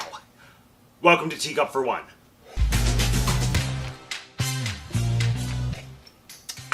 My name is Matt and I have 2 degrees, and like I said, everyone, today we are kicking off the holidays here at Teacup for One. What does that mean? It means I'm going to try to do as much holiday-themed content as I possibly can. I'm not going to commit to any kind of 12 days of Vlogmas anything, because last time I did that for Halloween, like in 2020, it literally almost ended me emotionally, physically, all of that. And I don't want to resent the holidays. I want to celebrate the holidays. So look forward to some videos. Maybe it'll be a lot, maybe it won't be a lot. Who knows? But come on this journey with me.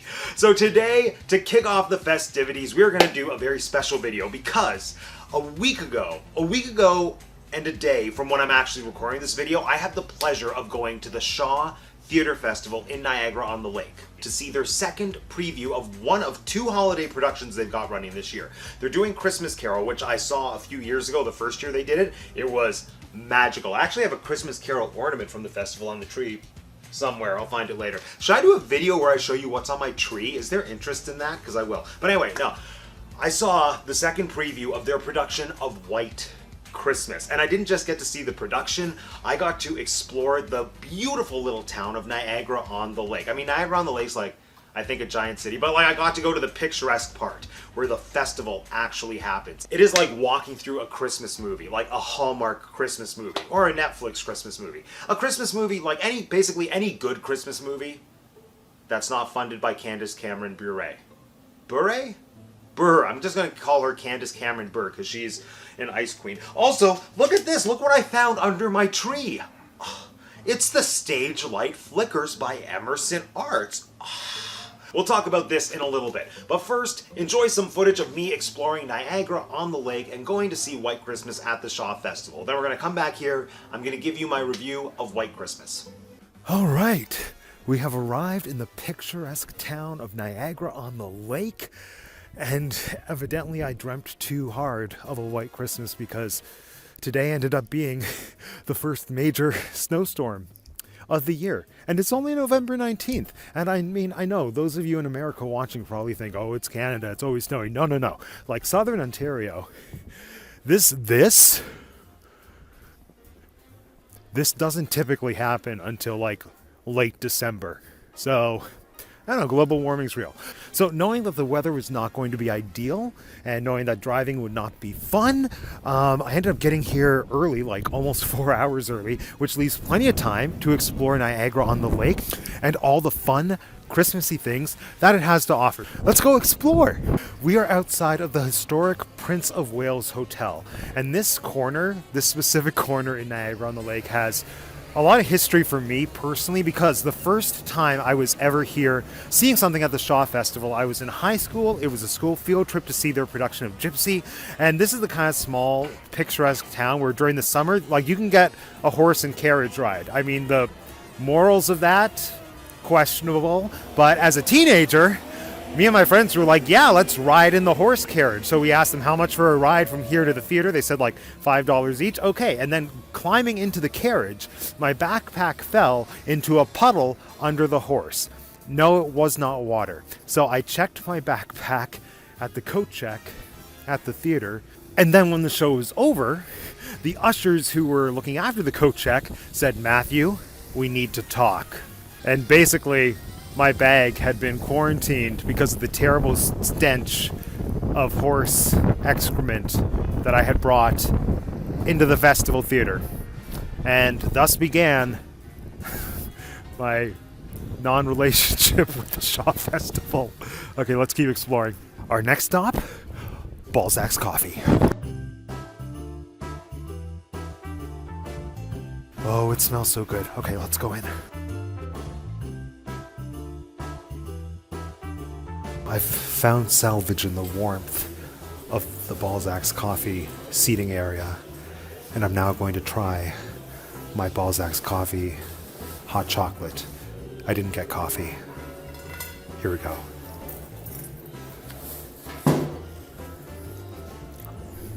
Oh.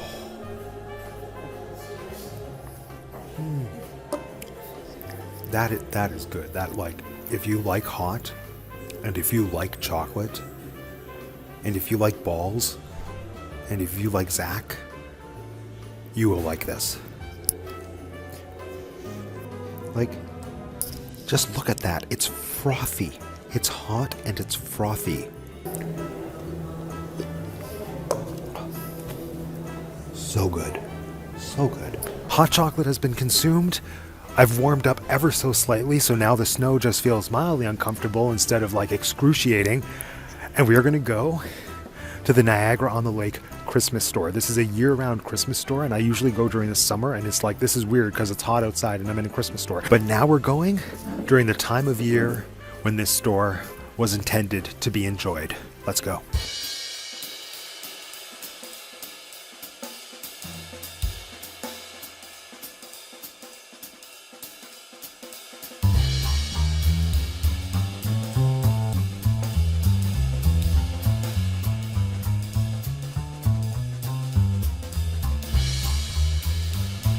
Mariah Carey as a reindeer.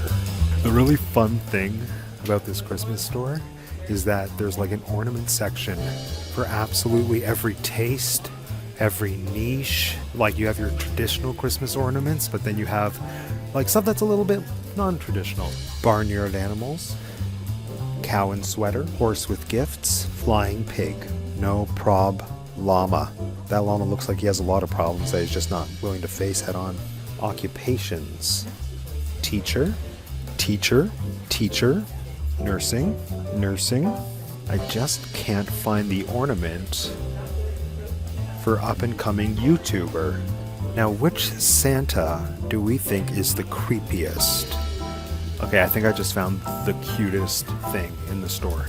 It's an entire collection of s'mores ornaments, but they are s'mores that are making little snowmen people of all different varieties. Lumberjack s'more, Netflix and chill s'more. It's a garden gnome s'more.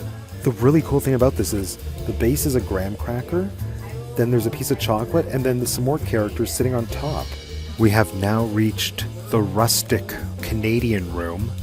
So you're going to notice over on this side, we have fluffy Canadian style animals. Fluffy raccoon, fluffy moose, fluffy owl, fluffy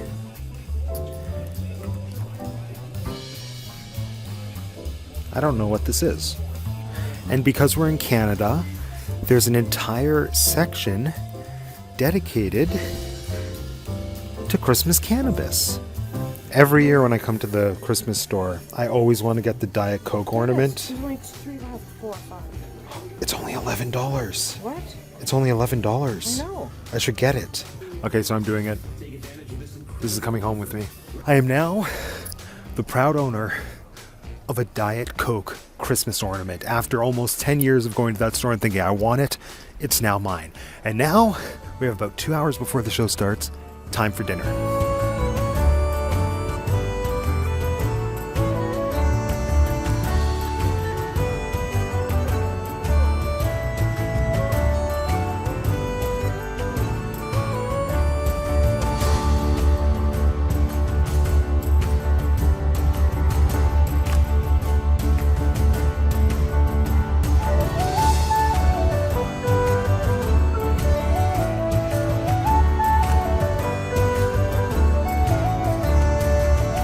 Dinner has just been consumed. It was phenomenal. Highly recommend the Angel Inn. But now we have just under an hour to get to the theater. And look at this beautiful snowfall. It's so Christmassy. And in a little while when I have to drive, it's going to be terrifying. Great. This is like the kind of magical snowfall that Disney pays thousands of dollars to fake every night.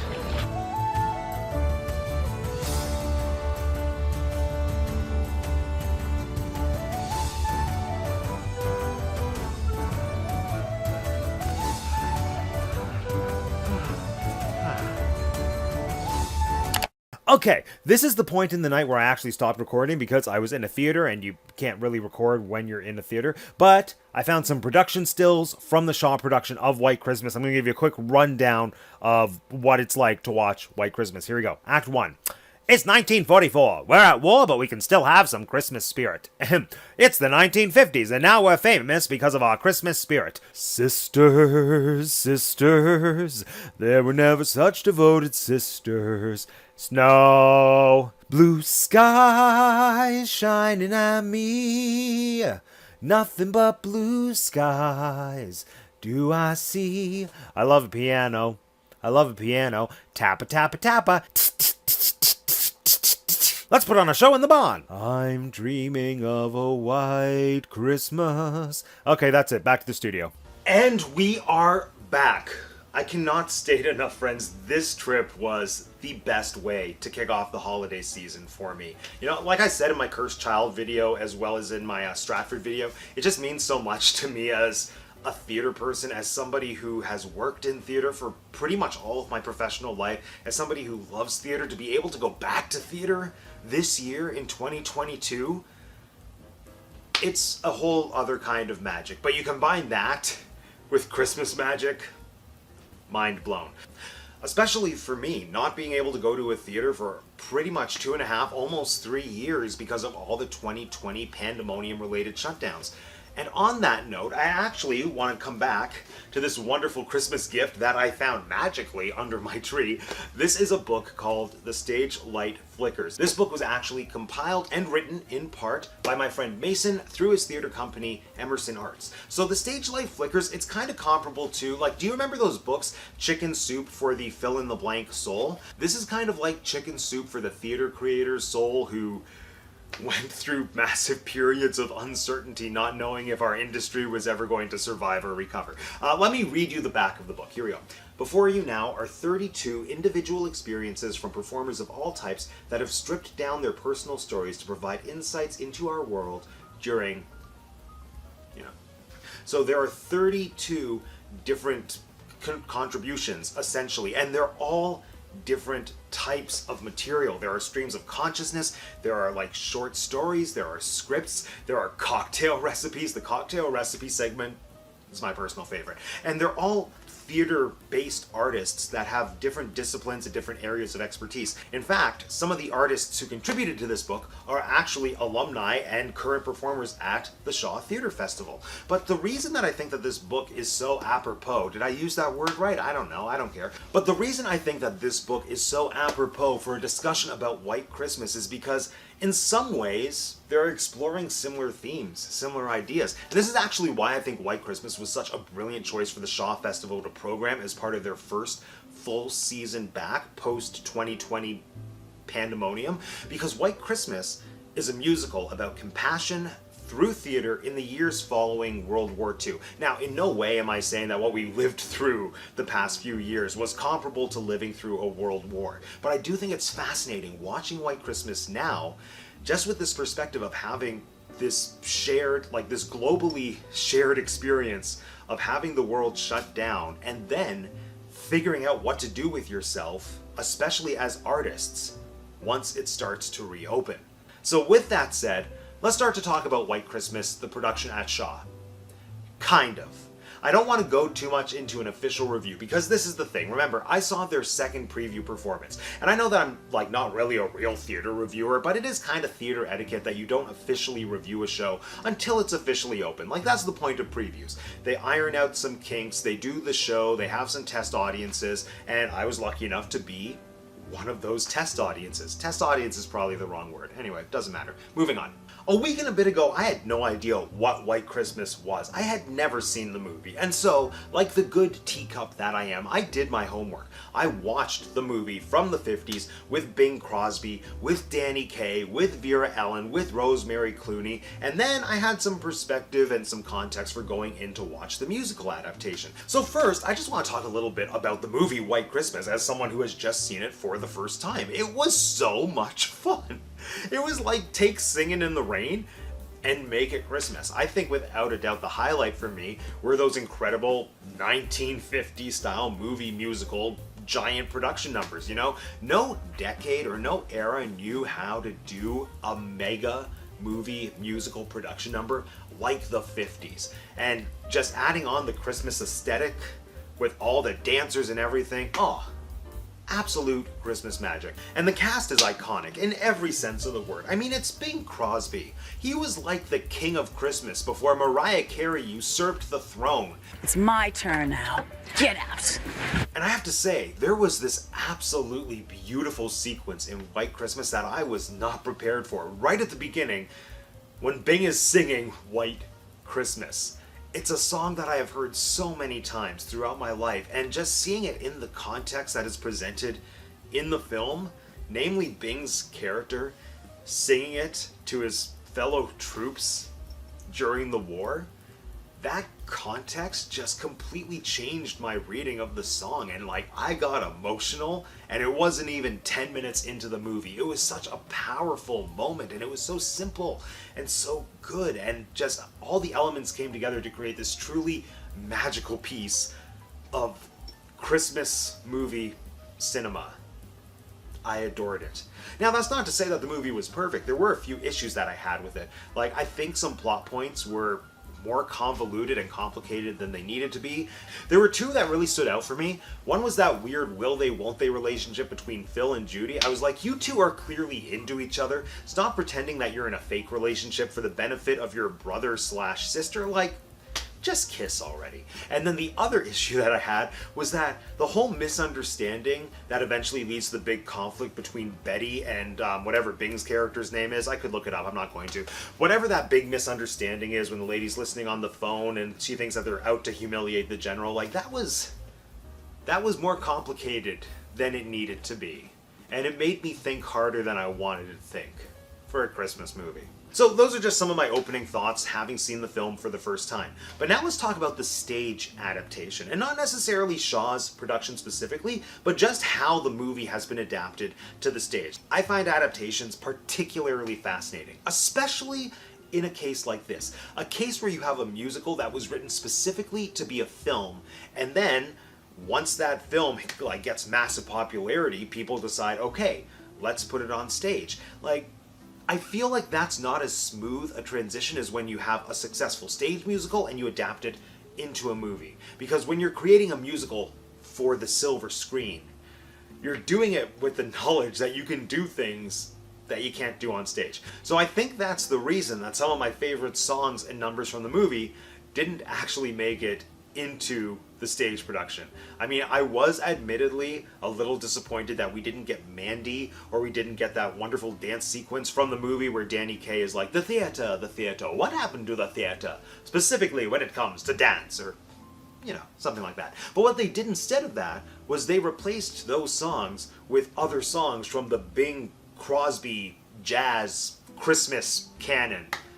I really should have done more research to tell you where those songs came from, and I didn't. Maybe they were in Holiday Inn. Who knows? But they added songs that weren't in the film, which I think was a brilliant choice, because it still allowed the structure of having these characters who were creating a wonderful Christmas spectacular show in the barn of the inn. They were just changing what the songs were. They were allowing the productions the opportunity to create their own memorable production numbers with songs like Blue Skies and I Love a Piano. Incidentally, those were my two favorite production numbers in the Shaw production. I know I'm not supposed to give an official review because it was a preview, but like, the dancing in those songs was incredible. And that just, I think, proves my point. It's such a smart move, whoever adapted the movie to the stage, to plant in those songs, to just give like a blank canvas to the theater creators, to the director, to the choreographer, to create their own unique production numbers. So that was cool. I think the other smart thing that this adaptation did was they remedied those two big issues I had with the movie. They simplified Phil and Judy. Yeah. They simplified Phil and Judy's relationship so that they were just into each other and they went with it. They were like, let's just be in a relationship. They didn't have that whole manipulative thing that was like, let's have a fake engagement. No, they got rid of that. And the other thing that they did, which I was so thankful for this, they simplified and adjusted the big misunderstanding that causes that rift between Bob and Betty. In the movie, it's this complicated thing where Martha, the lady who works at the inn, thinks, oh no, these guys are looking to humiliate the general. And that was, I don't know, it was confusing and didn't make a ton of sense to my feeble brain. But in the musical, straightforward to the point. Martha thinks they are trying to buy the barn and go behind the back of the general, thus leaving him like bankrupt, humiliated, and without a barn or an inn or whatever. Like, I understand that. That's easy. And it allows the plot to unfold in the exact same way, but it doesn't leave me thinking, wait, what's going on? And while we're on this topic, I know I said that I technically saw a preview and I'm not really in a position to fairly give a full review of the production, but, there was one performer that I need to acknowledge because he put in a performance that ultimately made the show for me. And that was David Allen Anderson as General Waverly. Now, General Waverly is kind of the heart of White Christmas in some ways, because the entire plot is about Bob and Phil wanting to band together to do something special for their general. And for that story to really work, I think as an audience member, I need to care about the general. When I was watching the movie, like, I didn't not care about the general, but like, he didn't have my heart. David Allen Anderson had my heart. From the very first scene when they're still at war and he addresses the audience, like, I was just in a place of, I would go to war for you, man. And yes, I know, that's like literally the point. And I guess my point is that David Allen Anderson pulled it off.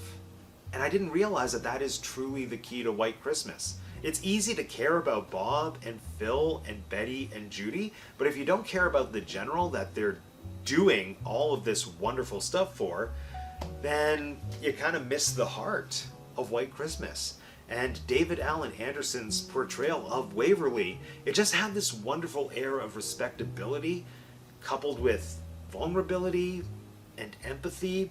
And like, there's this moment, which does happen in the movie as well, but there's this moment when he gets a letter that's ultimately telling him that he's not able to go back into service.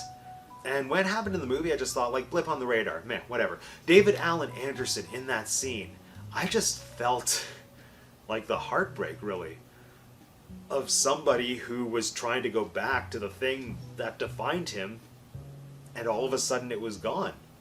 And it had such a stronger payoff at the end when he ultimately decided, yes, I'm going to keep the inn and do wonderful things with it. Like, I am going to move on from this thing that at one point was my everything. I'm going to embrace a new everything.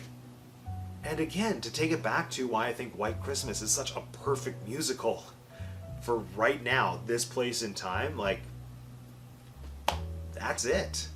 And again, to bring it back to the stage light flickers, that ties into one of my personal favorite entries in the book, which was from a theater artist named Matt Lacus. I mean, I'm kind of biased because I got to support another Matt who works in theater. But he had this wonderful entry about how once theater shut down, he was trying to figure out what other skills he had, what other passions and interests he had. And then that eventually evolved into him creating something new called Isolation Cocktails, which is this wonderful online, and maybe they're in person now? I need to do the research. This wonderful cocktail class. And he actually, part of his entry is including cocktail recipes. And I think there's something really special about that, about assessing the things that are important to you, figuring out what your passions are, and then coming up with ways to feed them. You know? That's what we saw from the General in White Christmas.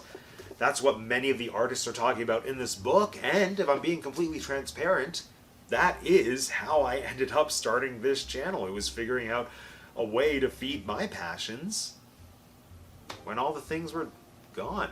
And ultimately, here we are, years later, things are open again, theater is back, the industry is starting to start up again, but I love this. And it wouldn't be possible without the support of a community, which in this case is you, the person watching this. So thank you. And bringing it back to White Christmas, that is the heart and soul of White Christmas. It's just this beautiful story about people being compassionate and using their art to reach out to somebody just to show them that they are there and that they support them, to help them make the decisions to move forward. I guess what I'm saying is that I thoroughly enjoyed White Christmas, both seeing the movie and seeing the stage production. And I think it's a fantastic piece just to revisit, well, any holiday season, but especially this one for all the reasons ultimately that I've already discussed. And with that, friends, this concludes our first 2022 holiday edition of Teacup for One. Now, once again, I want to extend a big thank you to Mason, as well as the folks at Emerson Arts, for sending me my own copy of The Stage Light Flickers. If you'd like to pick up a copy for yourself, highly recommended. I'll leave details for you in the video description down below as to where you can find your own copy of The Stage Light Flickers. Now, also let me know in the comments section down below, have you ever seen White Christmas, and what do you think of it? And have you ever seen the musical? What do you think of the adaptation? And if you want to be the first to know when I release more holiday videos this wonderful holiday season, make sure you subscribe to the channel if you haven't subscribed already. If you haven't subscribed already, it's so easy. All you have to do is click on my face. Thanks for joining me today, everyone. My name is Matt, and I have 2 degrees, and this has been the Holiday Tea Cup for One. I love piano, I love piano, I love... Happy Hanukkah, Day 6. Welcome to Teacup for One. My name is Matt and I have 2 degrees. That's right, friends, we are at night 6 of Hanukkah, and we are celebrating hard right here at Teacup for One. Now, if you were watching the channel last year, you might remember that I participated in this incredible swap organized by Val Singer of Singer Family Adventures. It's essentially a Hanukkah swap for people who love Disney. And this is the thing, you don't have to be somebody who regularly celebrates Hanukkah to participate. So this, like last year when I found out about this swap, it was an absolute joy for me because one of the themes for the nights was a mug with something to put in it. Hello. It's the brand, how could I not? But Hanukkah's just a holiday that I've always loved and appreciated. Granted, kind of from afar because I have grown up celebrating Christmas and I still celebrate Christmas, but I love the whole idea of Hanukkah. I think it's such a beautiful holiday, and I adore this swap because Val has made it possible for people like me to learn more about Hanukkah and celebrate in it as well. So for tonight's swap, this is night 6. This is the first night that I'm participating, but there have been 5 other nights prior, so I highly recommend go check out the other videos in the previous night swaps. There was candy, there was stationery, there was candy. That's the big one for me. There was candy. I almost signed up for that one, then I didn't. But for tonight, the theme is puzzles and games. Pretty self-explanatory. You know, give your gifter a sense of what kind of puzzles and games you like to play. I had an Elfster set up for this. I gave them a lot of different options. I am somebody who loves games more than puzzles, which is weird because I'm a teacup for one. I should be a puzzle person, but no. I love games, especially the games that have started trending over the past few years, like strategy games. I love Villainous, for example, and all of the games that Funko has put out over the past few years, specifically the Disney games, like the Haunted Mansion game, the Small World game, the Big Thunder Mountain Railroad game, the Jungle Cruise game, just all these incredible board games and strategy games that I feel are being geared and marketed towards Disney adults, like me. Love it. Do I own any of them? Pretty much no. So I'm so thrilled to see what I got for tonight, and then I just need to round up some friends to play these games with me. So here we are. This is from Serena, from Serena's Sparkly Diary. Serena's actually the person who gifted me my mug last year. I adore it. Actually, she gave me 2 mugs. She gave me these amazing hot chocolates. It was fantastic. So I can't wait to see what she sent me. Thank you in advance, Serena. I know I'm going to love it. Well, not even in advance. Thank you right now. Let's open the box. Okay, actually, before we open the box, moment of appreciation for how beautifully decorated this box is. Look at this, beautiful Disney stickers on every single side. Adorable rubber ducky tape on the bottom. There is duct tape on the top, but I added that because it's covering my address and I don't need any of you sending me pizza while I do live streams. That's a total lie. If you know my address and want to send me a pizza while I do a live stream, I'll be creeped out, but I'll have pizza, so I won't be angry. Okay, let's open the box. The duct tape I added is getting in the way. All right, the big moment, the reveal. Here we go. Eee, there's a card. I love cards. Okay, it says Matt. I already love this. Is an adorable sticker with... Are those Squishmallows? Are these Disney Squishmallows? I think they are. Okay. Pin up the card, and what does the card say? Oh my gosh. It's a Frozen card. Anna, Elsa, love them. Hello, Matt. Happy face. I hope you are doing good. I was excited to get you for this swap. I hope you love what I picked out for you. Happy holidays, Serena, Sparkly Diary. Serena, I know I'm going to love it. Thank you so much. Let's open the box. Here we go. Whee! Wait, hold on. Take 2. Whee! Okay. Oh my gosh. There's like multiple packages in here. There's 3 packages in here. There's 3 packages in here. There's 3 packages in here. Okay, let's take a look. Oh my god. Oh, what is this? What is this? What is this? It's a Chip and Dale card game! Chip and Dale Christmas Treasures. I think... Okay, match treasures to score points. Okay, first off. Okay, the Chipmunks, I don't really talk about this. They are some of my top tier favorite Disney characters in the entirety of the canon. Like, Figaro's probably my #1 favorite Disney character, but they're in the top 10. I don't really rank my favorites, but the Chipmunks... I adore them. So, Serena, your instincts, right on. But I feel like most Disney games are on my radar. I've never heard of this game. And it looks like so much fun. Hold on. Chip and Dale have found their way into the Christmas tree. Help them collect treasures and treats for their winter stockpile. So, flip the cards. There's holiday treats. Choose which card. So, I'm getting the vibe that it sounds like this is kind of like a match game, but it might also be kind of akin to Uno? I'm not sure. Oh, and it's from Funko. It's one of those Funko games that I was talking about. Serena, this looks like so much fun. I need to find somebody to play this with me. If you're watching this and you want to play this with me, let me know. All right. Next. There's still 2 more. There's still 2 more. Okay. All right. Yeah. Yeah. Yeah. Come here. Come here. Okay. Yes! Oh my gosh! Yes! Yes! It's the Villainous Expansion Pack. Specifically, the Gaston Villainous Expansion Pack. I have wanted this for so long. Oh my gosh. If you haven't played Villainous, it is so confusing, but also so much fun. Like, you get to play as different Disney villains. There's in no way time for me to explain how this game works, but just trust. Villainous is such a fun game.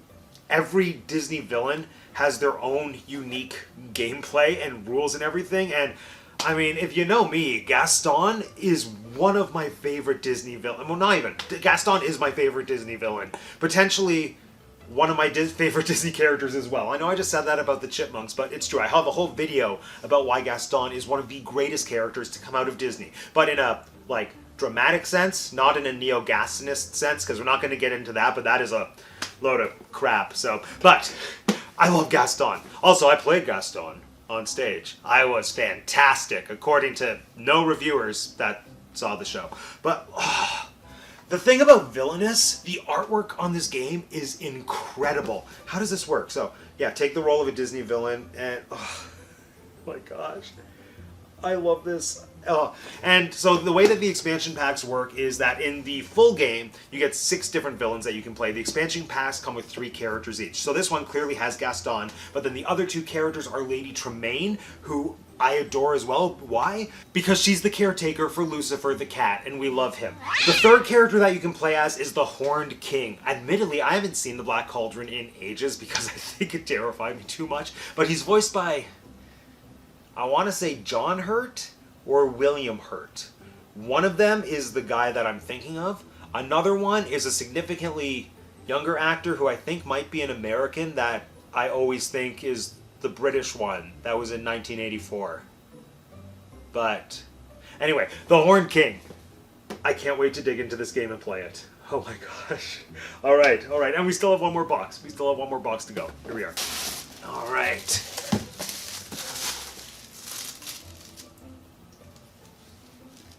I've only seen the corner of the box, and I think I know what this is.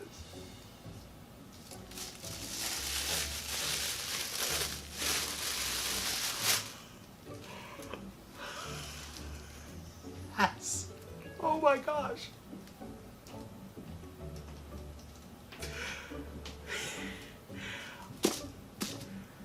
I know I just said this about the Gaston Villainous game, and it was true. I did, and I have wanted this for a long time.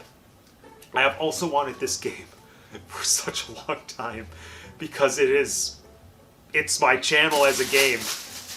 It's the Mad Tea Party game.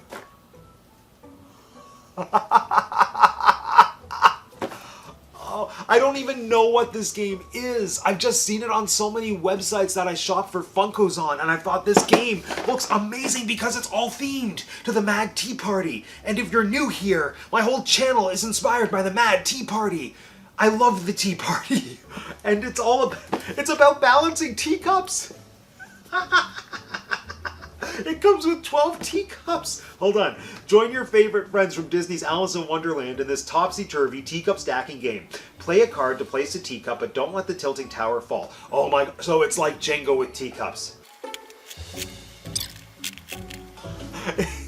The box is Cheshire Cat colors. Alright, rules, we don't need those right now.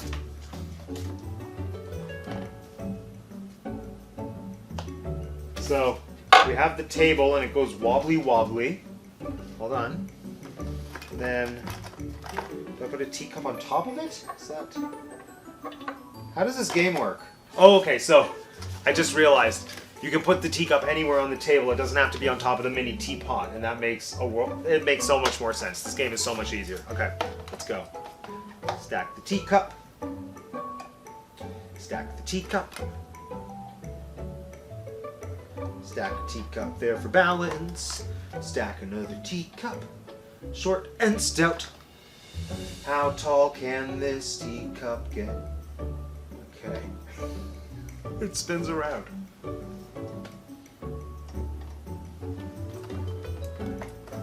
Now, if I was playing this in a smart way, I would try to balance by having equal teacups on either side, but that's not fun.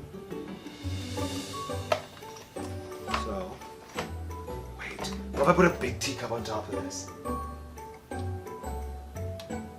Oh, this is, chaos is gonna ensue. Chaos reigns. Chaos reigns. Chaos reigns. Chaos reigns. This is the best game ever. And I'm not even playing with anybody yet. It's still spinning. It's still, okay, anyway. Happy Hanukkah to me. This is amazing. Anyway, there it is, everyone. Night 6? Yeah, night 6 of the Singer Family Adventures Hanukkah Swaps. A giant thank you to Serena from Serena's Sparkly Diary. This box was absolutely amazing. And I need to extend those thanks as well to both Val Singer from Singer Family Adventures as well as Jen Dunn from Life Joyfully Done, the two masterminds who helped coordinate this epic giant swap. Honestly, everyone, go watch all the other videos, not just from tonight, but from all the previous nights, all the nights that are coming up. I am going to be back tomorrow evening with another swap, which is all going to be art-based, which I am so excited for, because another thing you might not know about me, I am big into collecting art, specifically Disney art. Like, it wasn't required to be a Disney art swap, but I have a good feeling there's going to be something kind of Disney themed in there. But we'll find out together tomorrow evening. Until then, friends, this concludes yet another episode of Teacup 41. Thank you for joining us tonight. Happy Hanukkah.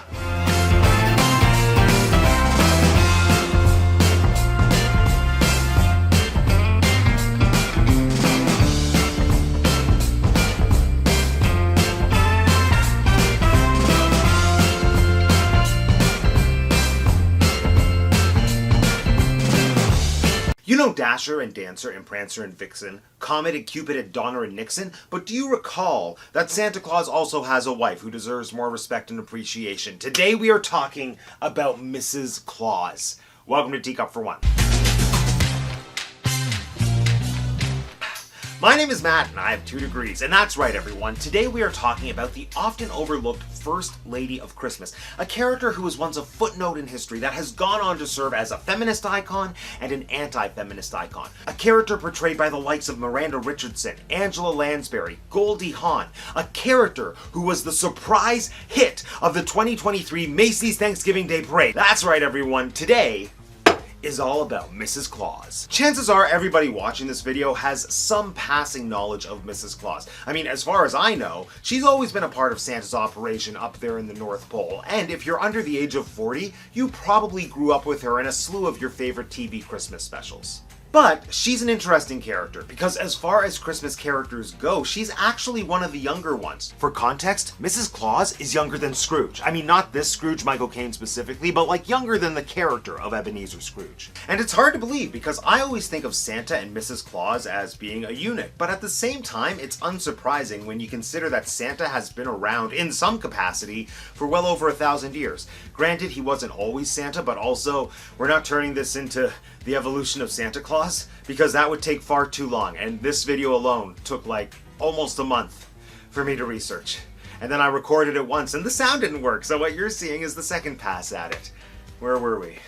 So you'll just have to trust me when I say that by the mid-1800s, Santa Claus, as we know him today, had been firmly established. Honestly, the 1800s, that is when Santa reached his peak form. That is when Santa finally evolved into his final Pokemon form of Santa Claus. Is that how Pokemon works? I don't know. But the 1800s, that's when he got the reindeer. The 1800s, that's when Washington Irving, author of Sleepy Hollow, decided, hey, you know how Santa breaks and enters into homes? He slides down the chimney. And the 1800s is also when Mrs. Claus first came into being. But what's really interesting about Mrs. Claus is that she took her time to make an entrance. I mean, unlike Santa's reindeer, for example, who just showed up in the night before Christmas and then were instantly a part of the Christmas canon, the idea of Mrs. Claus was thrown around for decades before she was actually included in anything as a proper character. Basically, we had almost 40 years of people talking about her before she actually showed up at the party, and that is a power move.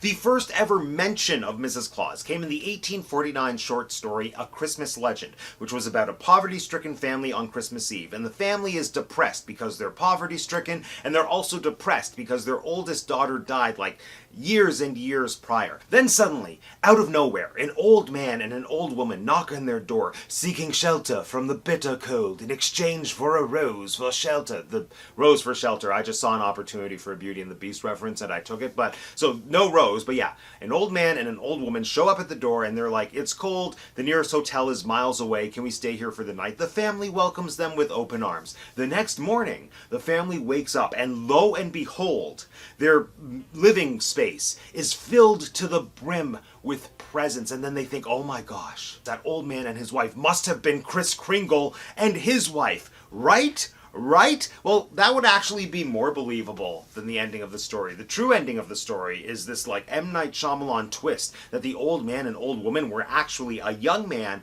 and a young woman. And the young woman is the long lost, thought to be dead daughter of this family. And her showing up dressed as, I guess, Mrs. Claus was her way of saying, surprise family, Merry Christmas, I'm actually alive. Maybe the story went into detail to explain why she thought that was the best way to reunite with her family. I don't know. When I found out she wasn't Mrs. Claus, I stopped reading. So even though that story may not be the best, it is still crucial in Mrs. Claus history, and it's the short story that you're always going to see cited as the first introduction of Mrs. Claus, which I guess is accurate because it was the first time somebody posited the idea that Kris Kringle could actually have a wife. 5 years later, Mrs. Claus made a cameo appearance in a Christmas pageant at the Utica Psychiatric Center, then called the New York State Lunatic Asylum, and the records don't tell us much about this appearance, aside from saying that she showed up, she was holding a baby, she did a dance to a Christmas song, and that was it. So that was likely the first ever public appearance of some form of Mrs. Claus, but honestly it sounds like this was more of a cabaret act than anything else. And they don't actually tell us what she was wearing. What I told you is essentially what we know. She showed up with a baby, did a dance, and left. The first time somebody decided to describe Mrs. Claus's fit, which Urban Dictionary tells me means outfit, according to the Gen Z kids, was in an 1864 comedy novel called The Metropolites. This did include a detailed description of what she was wearing, which included like tall, hunter-style boots, a red dress, and a bonnet. And I mean, this isn't too far off from how we still depict Mrs. Claus today, but I think it's important to note that in this short story, Mrs. Claus's appearance was a part of a dream sequence. So, to recap, since the first ever mention of Mrs. Claus, we've seen her show up as a disguise for a long-lost, thought-to-be-dead daughter. We've had her show up as a cabaret act. We've had her show up as part of a dream sequence. But, so far as I can tell, by the 1860s, Mrs. Claus had still not appeared in anything as a proper character. And to clarify, when I say proper character, I mean somebody who isn't in a costume, somebody who isn't the byproduct of another character's dream,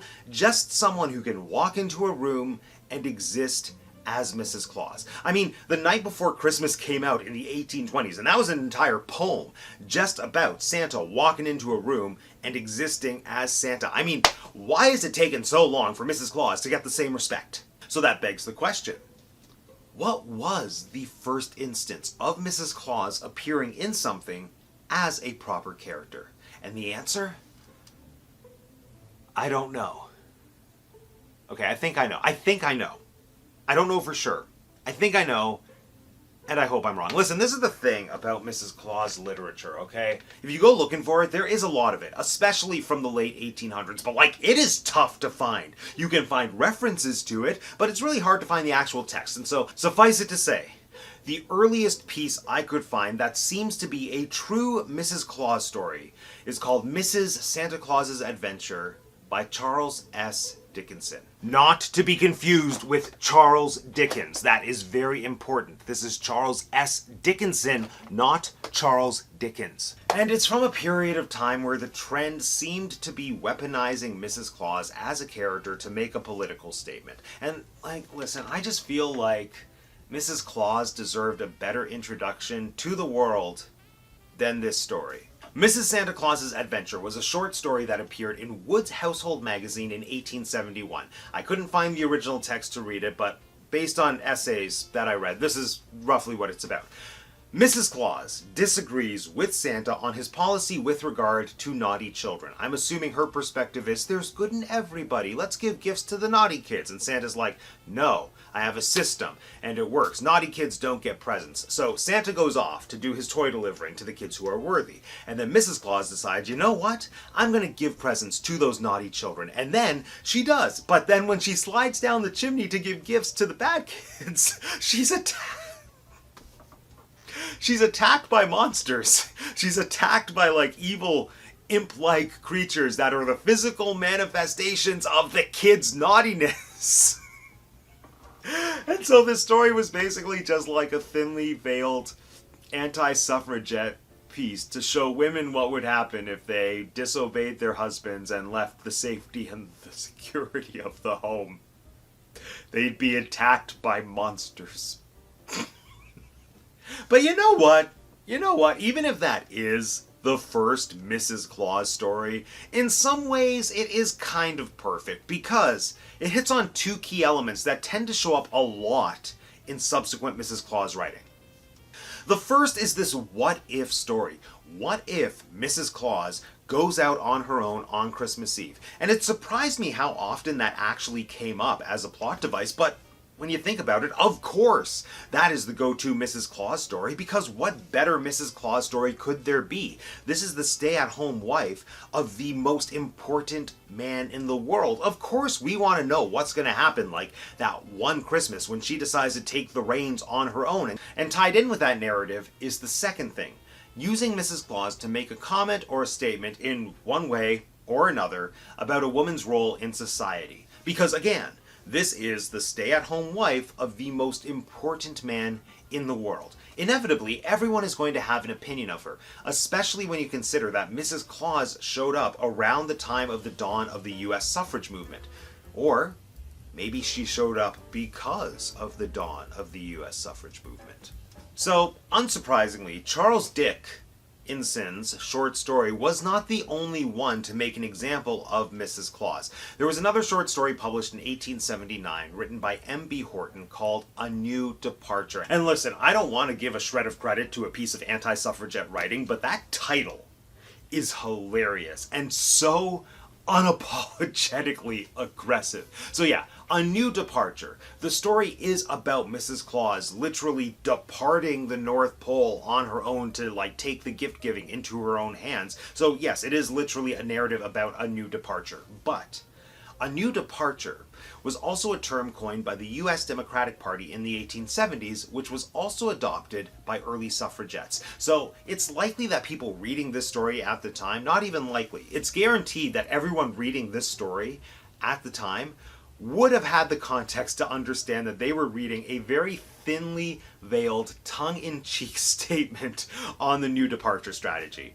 And even if that went over their head, the story outright opens with, "This story is a comment on the new departure strategy." So, not subtle. Oh my god. And this story, it was so clearly written by somebody who would probably work for Fox News today. It opens with Mrs. Claus crashing a family's Christmas party. She is wearing a hat that says women's rights, and she introduces herself essentially saying, "Hello, I'm a suffragette first and Mrs. Claus second. I don't care for my husband, I can do the job. Here, enjoy some presents." But lo and behold, all of the presents are awful. One of them is literally just a turnip. It's a turnip that has a watch face drawn on it. And then she's like, "Here's a pocket watch, but it's a turnip." And then the family flips out on her. I'm just going to read you an excerpt from the story right now. "Well, what is this? Am I to be made a fool of by this idiot woman? What do you mean by this humbugging presentation of Christmas gifts? Not a word from the new departure. Would that she had left things to the old." And then Santa Claus shows up, like a superhero, and reveals that he knew Mrs. Claus was up to something tricky, so he planted a bag of decoy awful gifts, knowing that she would grab it and ultimately humiliate herself. It's like a really chauvinistic episode of I Love Lucy, which is actually saying a lot. And then he goes on to say that no matter how good-looking Mrs. Claus is, and no matter how well-dressed she is, the job of Santa has been the job of Santa for over 1,800 years, and you can't just go changing that. So of these two Mrs. Claus stories, we have one that's warning women that if they go out on their own, they will be attacked by monsters of the id. Monsters from the id. That's another one that's warning women that if they try to do a man's job, they will ultimately end up being humiliated. Now, I can't say for sure because M.B. Horton could be anybody, but I'm fairly confident that both of these short stories were written by men. But what happens when you look at the Mrs. Claus stories written around the same time by women? Well, a lot of the pieces written by women were actually written in the first person, which means that Mrs. Claus was getting a voice of her own for the first time. Sarah J. Burke's Mrs. Santa Claus Asserts Herself is a great example. It is a beautiful, albeit extremely depressing poem written in the first person, expressing how Mrs. Claus cares for Santa, how she works her fingers to the bone for him, and how on Christmas Eve, he leaves her alone, goes out, and gets all of the love and all of the praise. And then it ends with a call to action for all the women reading this poem who Mrs. Claus assumes is far better off than she is. With the sad irony being that every woman reading this at the time was probably in the exact same position. But I think the most important piece of Mrs. Claus writing came in 1889 from author from author Catherine Lee Bates, aka the woman who wrote the lyrics to America the Beautiful. Bates wrote a poem called Goody Santa Claus on a Sleigh Ride, which, once again, was about Mrs. Claus calling out Santa for not letting her have any fun on Christmas Eve, which eventually leads to her riding on the sleigh and doing some gift giving of her own. Hey, I've seen this one. Sound familiar? But the big difference here is that in this story, Mrs. Claus is actually traveling alongside Santa. This is one of the first times we're seeing Santa and Mrs. Claus work together as a unit and not in opposition to each other. They aren't enemies, which those earlier pieces would have you believe. In this story, they are a happily married couple. We get a real sense of their relationship. Mrs. Claus even speaks about their wedding day, and not only does she want to go on the sleigh ride, like for the adventure of it all, but it's also because she wants to get cozy with Santa. She wants to have a romantic date night with her husband. And yes, they have some disagreements, and yes, Santa is hesitant about Mrs. Claus delivering some gifts, and he even says, "No, dear, let me do it," and then she does for like the first 2 or 3 houses, but then towards the end of the evening, she gets to go down the chimney, she fills some kid's stocking, she goes back up the chimney, and Christmas continues. The world keeps turning because there is enough gift giving to be done by more than one person. It is a really sweet story, and I think what I appreciate about it is that it is a family-friendly story. Yes, there is very clear subtext that makes an important point about gender roles, but at the end of the day, it is still a family-friendly story about Mrs. Claus that isn't just propaganda written by adults for adults to make a point. And I feel like this story is the first time we're really seeing the traits that would go on to define Mrs. Claus into the 20th century, defining her as someone who supports Santa as a partner, because she is just as passionate about Christmas as he is. And this brings us into a new century, the 20th century. It's a Return to Oz quote for those who don't know. Okay, and look, once again, there was evidently a lot of stuff written about Mrs. Claus in the early 20th century, but once again, it is really difficult to find. I found reference to a one-act play that's apparently a comedy. It sounds absolutely delightful. I don't know what it was about. In the 20s, there was a book called The Great Adventures of Mrs. Santa Claus. The only copy I could find is on eBay for $800. And like, if I was writing an actual thesis on Mrs. Claus, maybe I would drop that money so I could tell you what it was about, but I'm not. This is a YouTube video that like maybe 100 people are gonna watch. So just believe me when I say that there was Mrs. Claus writing. It existed. But right now we're going to fast forward 75 years. We're going to gloss over 2 world wars. We're going to gloss over women getting the vote. We're going to gloss over a ton of other stuff to bring us to 1964. The first time Mrs. Claus appeared on the silver screen. That is right. We have just entered Mrs. Claus's movie star era. You know what's interesting? When it comes to movies, history pretty well just repeated itself. By the 1960s, Santa had already been on screen for well over 50 years. By the 1960s, Santa Claus was an Academy Award-winning role. Shout out to Edmund Gwen Miracle on 34th Street, we love you. But, just like in the 1800s, it took Mrs. Claus decades before she actually appeared in the mainstream media alongside her husband. Now, can anyone guess what Mrs. Claus's first on-screen appearance was? I'll give you 3 seconds. Okay, time's up. It was Santa Claus versus the Martians, which is just so random, yet so perfect. A bit more notable than that, in the same year she also appeared on screen in the Rankin-Bass stop-motion classic Rudolph the Red-Nosed Reindeer, where she famously body shames Santa for being skinny, where she's like, "Who wants a skinny Santa Claus? Eat! Eat!" And she calls him Papa and he calls her Mama, which is kind of weird in a Who's Afraid of Virginia Woolf sort of way, and I don't know how I feel about that. Both of these portrayals seem to play into the stereotype of the nagging wife, which like isn't great.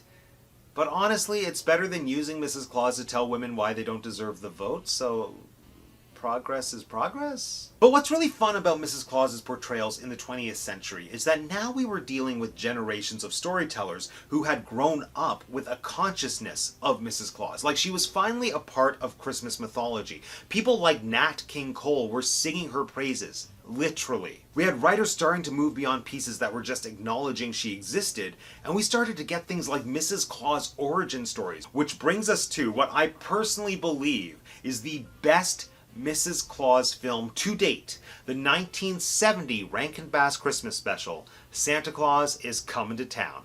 Jessica, is hashtag my Mrs. Claus. I remember watching this Christmas special in school and loving it then. I just revisited it while I was doing research for this video. It is such a beautiful film and such a great origin story for Mrs. Claus. Jessica starts out as an uptight school teacher who loves her students but is concerned for their safety under the weird dictatorship of the mayor of Sombertown, who for some reason has outlawed toys. Even though she butts heads with Kris Kringle at first, eventually she comes around and starts to see value in his work and goes on to become his #1 ally. Eventually they fall in love, they get married on Christmas Eve, and she grows into the Mrs. Claus that we have all come to know, recognize, and love. Truthfully, I don't think there is any better Mrs. Claus origin story than this. Yes, Mrs. Claus does have a tricky history with being portrayed as cold, abrasive, or a nag, so at first glance, introducing her as an uptight, super strict school teacher might feel like we're reverting back to some of those old tropes, but I don't think that's the case.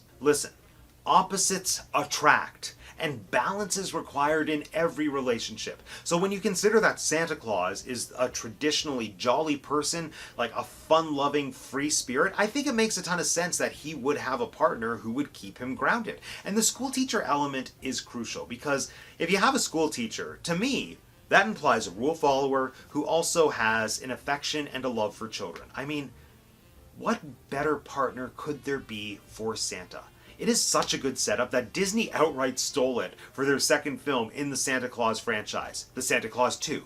It's Mrs. Claus. Yeah, in that movie, Santa Claus, Scott Calvin, needs to find a wife. And who does he go for? Not the super enthusiastic Christmas fan played by Molly Shannon, who, might I just say, she deserved way better treatment. It is not a crime to sing a song about reindeer in a restaurant. That took a lot of vulnerability, and I respect her for it. But no, Scott Calvin went for his son's principal, played by Elizabeth Mitchell from Lost. And you know what? With the Santa Clauses series on Disney+, I suspect that Elizabeth Mitchell probably has the most on-screen time as Mrs. Claus compared to any other actor. And I think she is a great Mrs. Claus. But, for my money, there is one definitive on-screen portrayal of Mrs. Claus, and that is the one, the only, the legend, Angela Lansbury. That's right! Freaking Mrs. Potts played Mrs. Claus. What better Mrs. Claus casting could there be?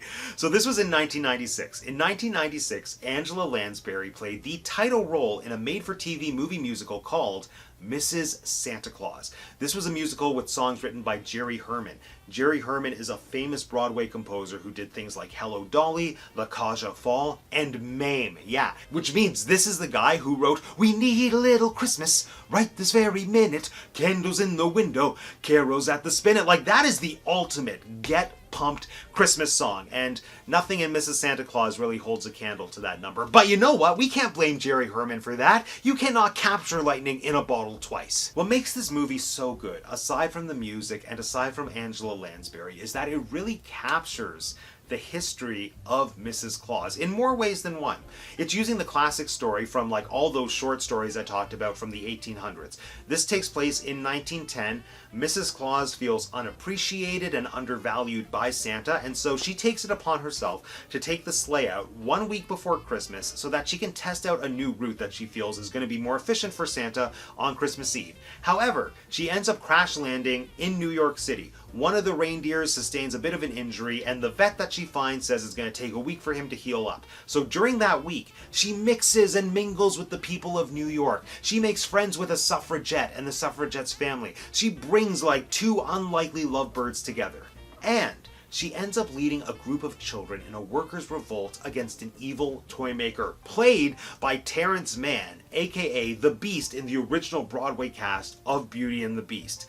It is so good. This whole musical is basically Newsies at Christmas with Angela Lansbury. And it is so cool to see an entire film about Mrs. Claus that has such strong ties to the social struggles that originally defined her as a character. Sadly, not many people know this movie exists, but I personally hope it gets a resurgence one day, or, even better, a proper on-stage adaptation, because this material would honestly kill at regional theaters. And then they should all cast me as the evil toy maker. Alright, we have discussed Mrs. Claus in literature, we have discussed Mrs. Claus in movies, but there is still the final frontier. Mrs. Claus, live and in person. We've all seen Santa in a mall. Maybe some of us have even met Santa in a mall, but let me ask you this. When was the last time you had an opportunity to meet Mrs. Claus in a mall? Probably never.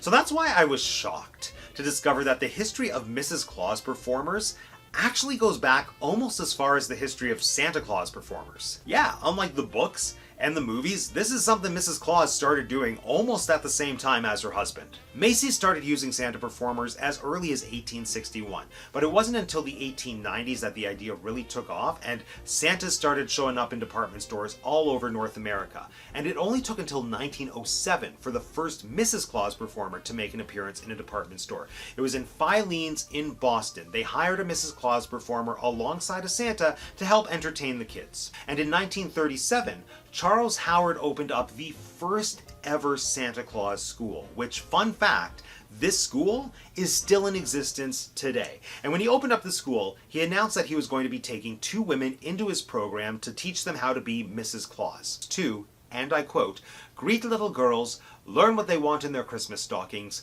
teach them how to play with dolls, doll houses, dishes, and clothes." He also went on to say that the 2 women he hired would have to be very good looking. Again, not great, but it's the 1930s, and it's still better than a new departure. It sounds like he was bringing women into the program because there was likely a high demand for Santa Claus performers, more so than there were actual male performers that could appropriately and adequately play Santa. So I guess the logic was, well, it's better to have a female here representing the North Pole as Mrs. Claus than there is to not meet the demand for Santas, which actually foreshadowed something that happened just a few years later, because just a few years later, female Santa Clauses were all over the place. When World War II started, a ton of men went off to fight, leaving women behind to take over roles, jobs, and positions that were usually filled by men. And yes, this included Santa Claus. Women would put on the beard, the hat, the suit, and they'd talk to kids as Santa and find out what they wanted for Christmas. And yeah, people reacted to a female Santa the way you would expect them to. Kind of the same way everyone acted in 2023 when they suddenly became experts on what mermaids look like. Half the population were upset and claimed that a female Santa would ruin the experience for the kids, while the other half figured that a woman dressed as Santa was better than the kids getting no Santa at all. But there is one particular lady Santa that I want to draw attention to. It's 1943. And Daisy Belmore, an English film and stage actress who had uncredited roles in All Quiet on the Western Front and Dracula, was hired by Saks Fifth Avenue to put on the red suit and be their resident Claus. But she didn't wear the beard. She put on the suit, she identified herself to the kids as Mrs. Santa Claus, said she was filling in for her husband, and much like Angela Bassett, she did the thing. She listened to the kids' gift requests, and by all accounts, they had no problem telling her what they wanted for Christmas. Now, this was a woman who had over 20 Broadway credits to her name, but she said that playing Mrs. Santa Claus was one of the most amusing roles in her entire career. She talked about how all the little girls were asking for dolls, all the little boys were asking for medical kits, and then there was one 7-year-old girl who asked her for a machine gun, which honestly just goes to show that even back then, boy toys and girl toys never existed. Although the 7-year-old wanting a machine gun is kind of a different issue. But the reason I wanted to draw attention to her is because this appears to be an early and a rare example of a Mrs. Claus solo act. And that is something that we still do not see all that often to this day. However, the Christmas performer community has started to move in that direction. In 2016, the International Federation of Real Bearded Santas voted to allow Mrs. Claus performers to join the organization as solo members. And I mean, this was a big deal. I don't know how much you know about these Santa Claus unions, organizations, and groups, but they are very specific about who they will allow to join. Their whole thing is upholding a very specific image of a very specific Santa Claus. So this was one of the first times ever that an organization like this was including another Christmas character in the mix. And around the same time, the Santa Nana University was founded, and that is a much more inclusive program that's geared towards female Christmas performers, but open to absolutely anybody. Their curriculum covers things like Christmas history, character development, personal marketing for Christmas performers, and so much more. So, suffice it to say, Mrs. Claus has begun to gain more of a presence in the world of Christmas performers over the past 2 decades or so. Even now, at Winterfest at Canada's Wonderland, they have an event where you can decorate cookies with Mrs. Claus, which I'm fairly certain is the first time I've personally had access to a Mrs. Claus-focused event, like Without Santa, where Mrs. Claus is the star. Unfortunately, statistics show that Mrs. Claus performers are still underpaid compared to their Santa counterparts. Now, will that change anytime soon? I hope so. And I do think it's possible. I think Mrs. Claus has come a long way in the past 150 years, and I think she still has a long way to go. I mean, just look at how excited everyone was this year when Cheryl Lee Ralph appeared as Mrs. Claus at the Macy's Thanksgiving Day Parade. That cameo appearance was one of the most talked about moments of the entire parade, and I would go as far as to say that she outshone Santa. It was notable for a ton of reasons. First of all, it was the first time that the Macy's Thanksgiving Day Parade featured a black Mrs. Claus. It was also the first time that they had a celebrity playing Mrs. Claus. So obviously that does a ton for representation, but I think it's also interesting because maybe it's the start of a new tradition? Like, I'm wondering if Macy's is going to keep this going, having a different female celebrity take on the role of Mrs. Claus in every year's parade. And having a celebrity in the role, like Cheryl Lee Ralph, is kind of perfect because it gives the opportunity to have a notable female icon stand in the parade being seen by hundreds of thousands, if not maybe millions, of people, representing everything that Mrs. Claus has stood for since the beginning. Empowerment, independence, care, support. So all in all, I think it's fair to say that Mrs. Claus is still evolving and will continue to evolve for every Christmas to come. And I feel like she's always been a mirror to how any given generation has seen and valued women, both as partners and as individuals. So it's up to us to see what she becomes. That sounded deep. And with that, friends, this concludes yet another episode of Teacup for One. Now let me know in the comment section down below, what is your favorite portrayal of Mrs. Claus? And if you want to be the first to know when I release more videos about Christmas, Disney, Shakespeare, cats, Funko Pops, make sure you subscribe to the channel if you haven't subscribed already. And if you haven't subscribed already, it is so easy. All you have to do is click on my face. Thanks for joining me today, everyone. My name is Matt, and I have 2 degrees, and that's the Teacup for One. Go away. It's the most wonderful time of the year. Welcome to Teacup for One. My name is Matt, and I have 2 degrees, and we are back here at Canada's Wonderland for the opening night of Winterfest. If you've been following my channel, you know I've been here the past 2 winters, and it's one of my, not even one of mine, it is my favorite event. It is the sole reason, truthfully, that I have a season's pass here at Canada's Wonderland, because Winterfest is absolutely magical.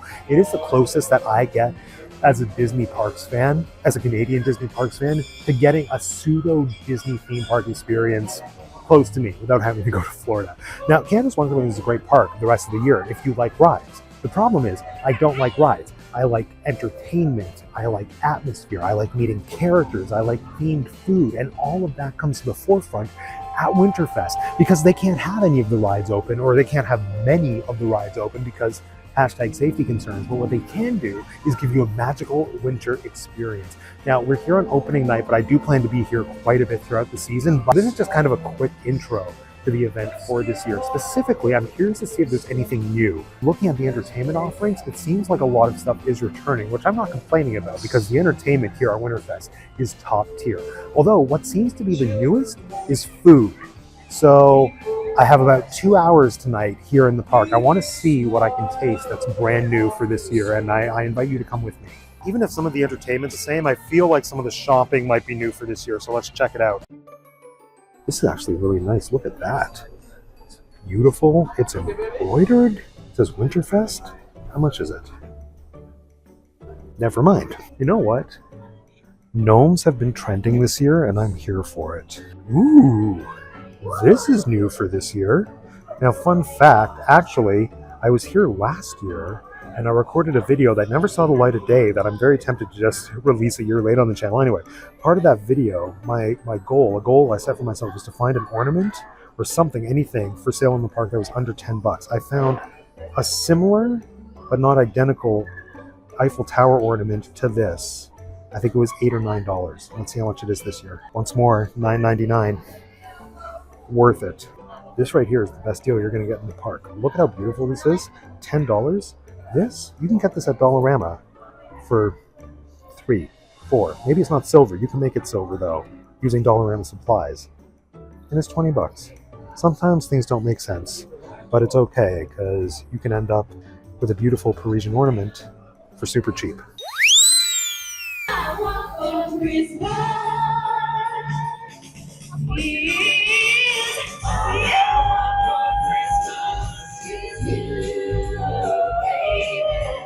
Well, that is absolutely delightful. I didn't realize, well, I knew Cool Yule came back for this year. Context, Cool Yule is that show behind me in front of the giant tree. This is my third year coming to Winterfest. This is every year, it's in a different place. And I actually kind of love it here. I feel like it's central. One thing that I'm kind of salty about is I'm pretty sure they got rid of the trolley show this year, and that was my favorite show last year. All aboard! Tickets, please, tickets. Well, you coming? It never takes a rest. Flying through the mountains and the snow. You can ride for free if you just say yes. Cause that's the way things happen on the Polar Express. You bet. I gotta get But baby, your friends out there. Say, lend me a call. Out there. He's really red, but don't you see? How can you do this thing to me? Jingle bells, jingle all the way. Oh, what fun it is to ride a one-horse open sleigh. Jingle bells, jingle all the way. Oh, what fun it is to ride a one-horse open sleigh.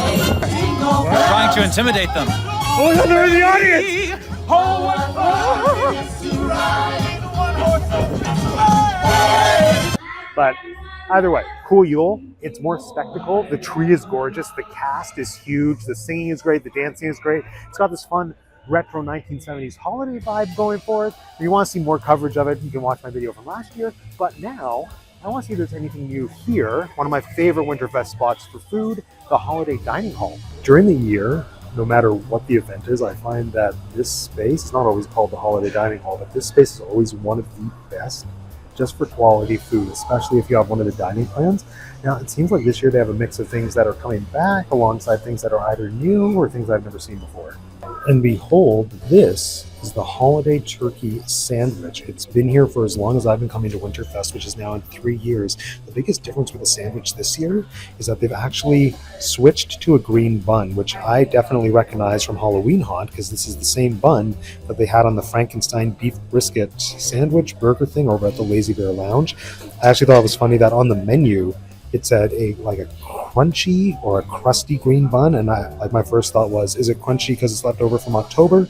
Who knows? I feel like the actual answer is that they probably were thinking ahead and thought, let's order a bunch of green buns that we can use for both special events of the year. But either way, the sandwich is now in a green bun. But the bun doesn't matter because the real star of this dish is the turkey.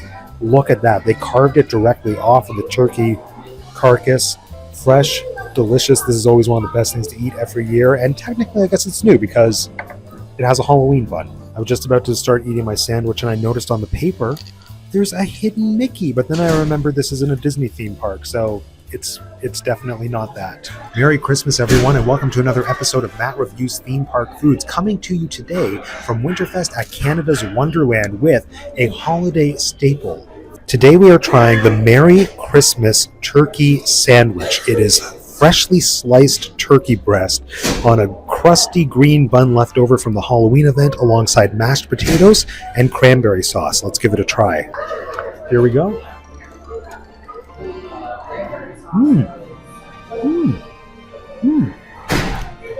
It's good. It's good. I mean,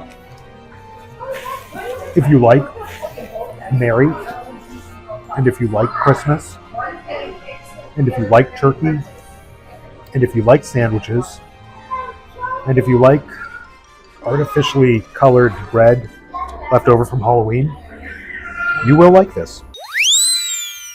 Well, that sandwich was absolutely delicious, but I'm not done eating yet because one of the most, I would dare to say, one of the most anticipated new things this year is actually a food item. Just while we're walking through here, I want to draw your attention to these faux stained glass displays that all display different winter holidays from around the world.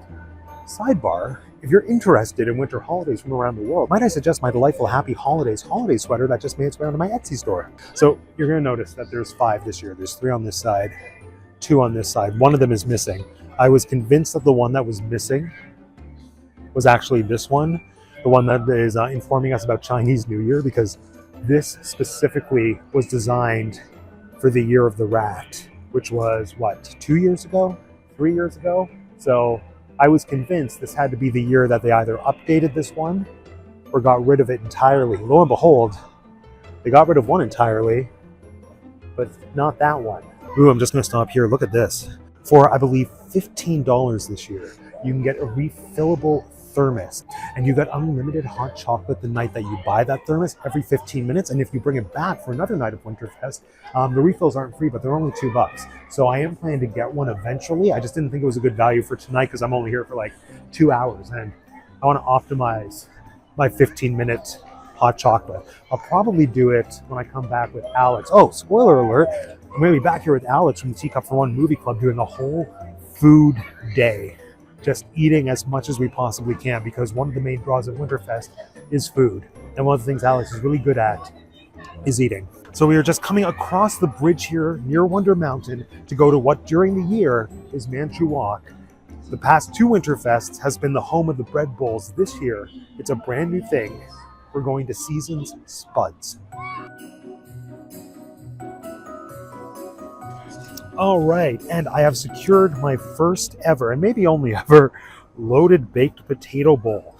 Now, I was surprised, like pleasantly surprised. They have a whole slew of what seem to be freshly baked potatoes that they do actually cut open for you and smash down. Just like looking at the pictures, part of me thought, is this like one of those frozen TGI Friday potato skin situations? But no, like it's a legit baked potato, and then you get to pick what you want to put on it.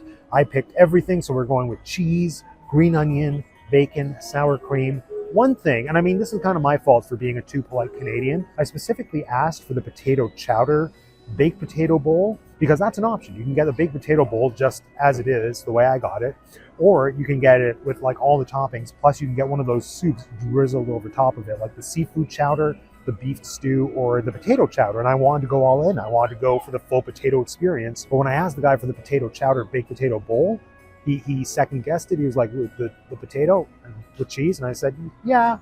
And then I just got a normal baked potato. But like a part of me was also craving just a normal potato without soup on top of it. So either way, I'm too polite, and I'm excited to try this. Hello everyone, and welcome back to another episode of Matt Reviews Theme Park Foods, coming to you live from Winterfest at Canada's Wonderland with a brand new item that is brand new for this year. This is the smashed baked potato bowl. So they took a baked potato, they cut it open, they smashed it down, and they loaded it with all the baked potato things. Bacon bits, green onions, cheese, sour cream. Let's try it.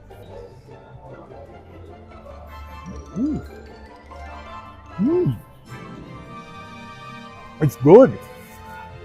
I mean, if you like baking, and if you like potatoes, and if you like smashing things, and if you like bowls, you will like this. You can't really mess something like this up assuming that you get the ingredients at decent quality. And yeah, it's a good quality potato. It's actual bacon that they're using for the bacon bits, which makes a huge difference. It's good quality sour cream. I don't know if I would recommend getting this as your main dish, especially if you're on the dining plan, but I don't think it's a waste of money. In fact, I paid the $15 for this, and I'm not mad. I mean, outside of a theme park, I probably would be, but for theme park food, $15, I think it's perfectly reasonable for like how good this is.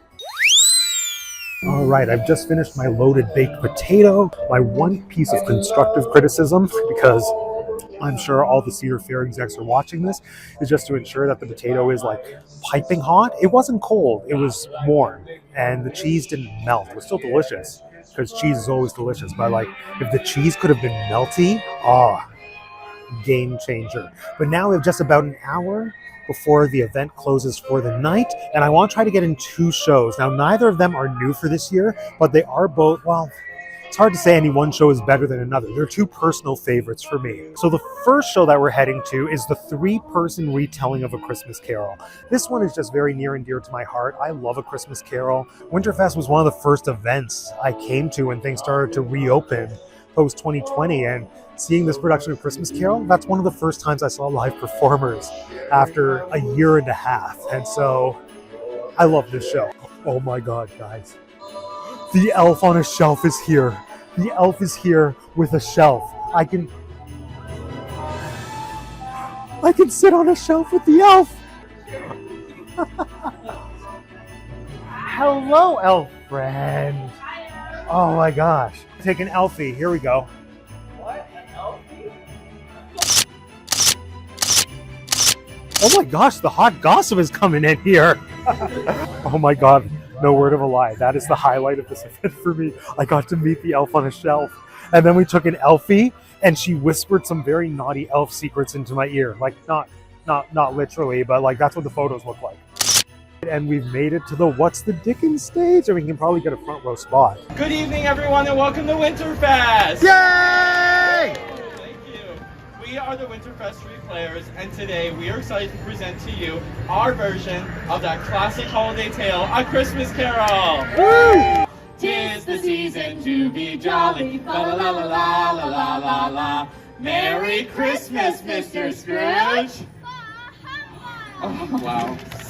Scrooge couldn't believe his eyes. It was his dead partner, Marley! Ooh, every little thing is going to be all right. And he told Scrooge that he came from the place where all were doomed to a life of suffering. Service Ontario!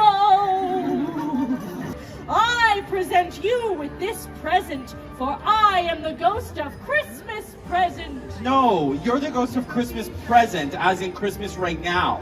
Well, then it should be called the ghost of Christmas right now. No, the ghost of Christmas present presented Scrooge with his present. You mean the present that I'm presently presenting? No, the present is the present. Well, duh, of course the present is the present. It's right here. No, the present isn't the present. The present is the present you're presently presenting. What? I don't know. Third base! And as Tiny Tim observed... God bless us, everyone. And to all a good night! Oh my gosh, I love that show so much. It's so goofy, it's so much fun. And every year I watch it, I think next year I want to try to audition for it. But now it's time to go see a show that I would absolutely stand no chance of being cast in. The Christmas acrobatic show. I think it's called like Tinker Tailor Soldier Spy, but not that at all. Come with me. Oh, this is one of my favorite things they do every Winterfest. They have these communal fire pits. If you can get a spot, which is always easier said than done, you can warm your hands near the fire while enjoying a delicious hot holiday beverage. Ooh, there's a band. It's like not characters or anything. It's literally just musicians performing. This might qualify as either something new or something I've never seen at Winterfest before. I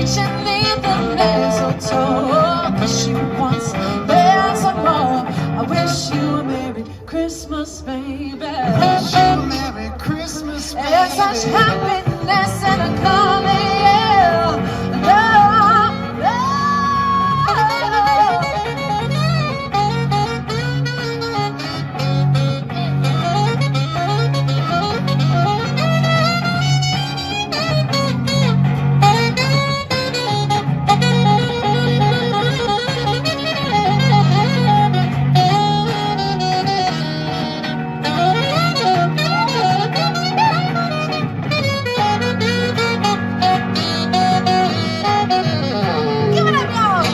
I feel like I'm running wild. This ain't just a little child.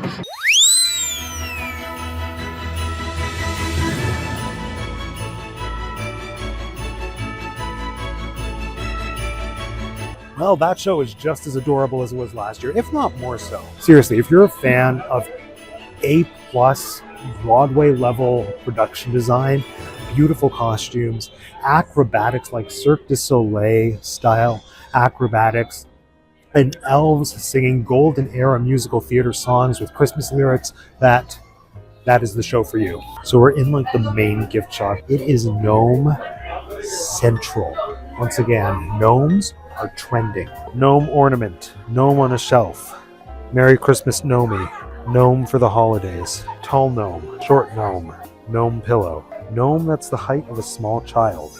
Ceramic Christmas tree gnome, hanging with my gnomies. It's not gnome themed, but I'm getting this scarf. Pizza and joy. I'm assuming it says Merry Christmas. Well, hello everyone, and welcome to my holiday kitchen. Today we will be making pizza to go with my new scarf. This is interesting.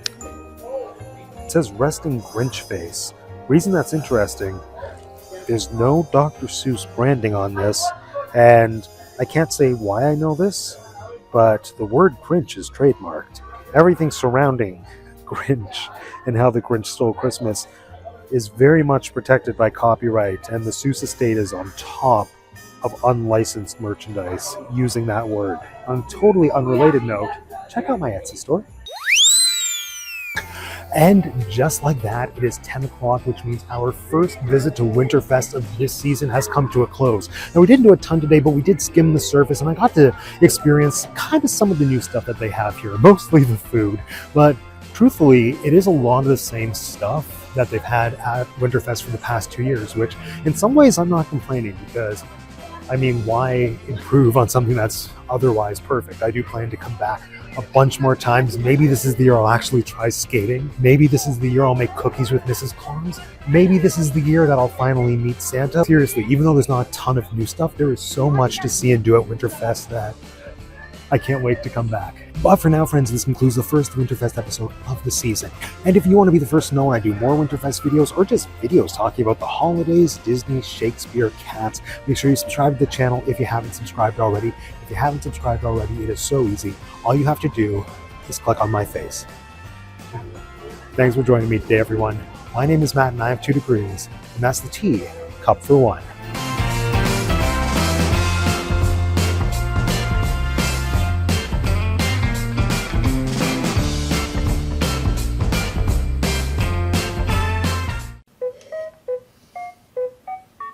Listen, you can beep and boop all you want. I'm never going to change my opinion. I just don't think Alistair Sim is the best Scrooge. Yeah, listen, okay, it's okay if you think he is. We're allowed to have different opinions. He's not my favorite, and he's not necessarily in my top 5. Who is in my top 5? Excellent question. Welcome to Teacup for One. My name is Matt, and I have 2 degrees, and today we are discussing my 5 favorite actors to ever play Ebenezer Scrooge on screen. Now, just for a couple parameters, well, there's really only one parameter for this list. They have to be actors who specifically played Ebenezer Scrooge. So I realize that means I'm cutting out a whole group of amazing performances. You know, people like Bill Murray in Scrooge, people like Susan Lucci in Ebby, Vanessa Williams in Diva's Christmas Carol, and those are all fine performances, but that's a topic for another video, for another day. Let's be honest, it probably won't happen this year, it'll probably happen next year. But for the criteria for my list, Matt's top 5 favorite on-screen Scrooge performances, the criteria is simple. They just have to be actors who portrayed Ebenezer Scrooge.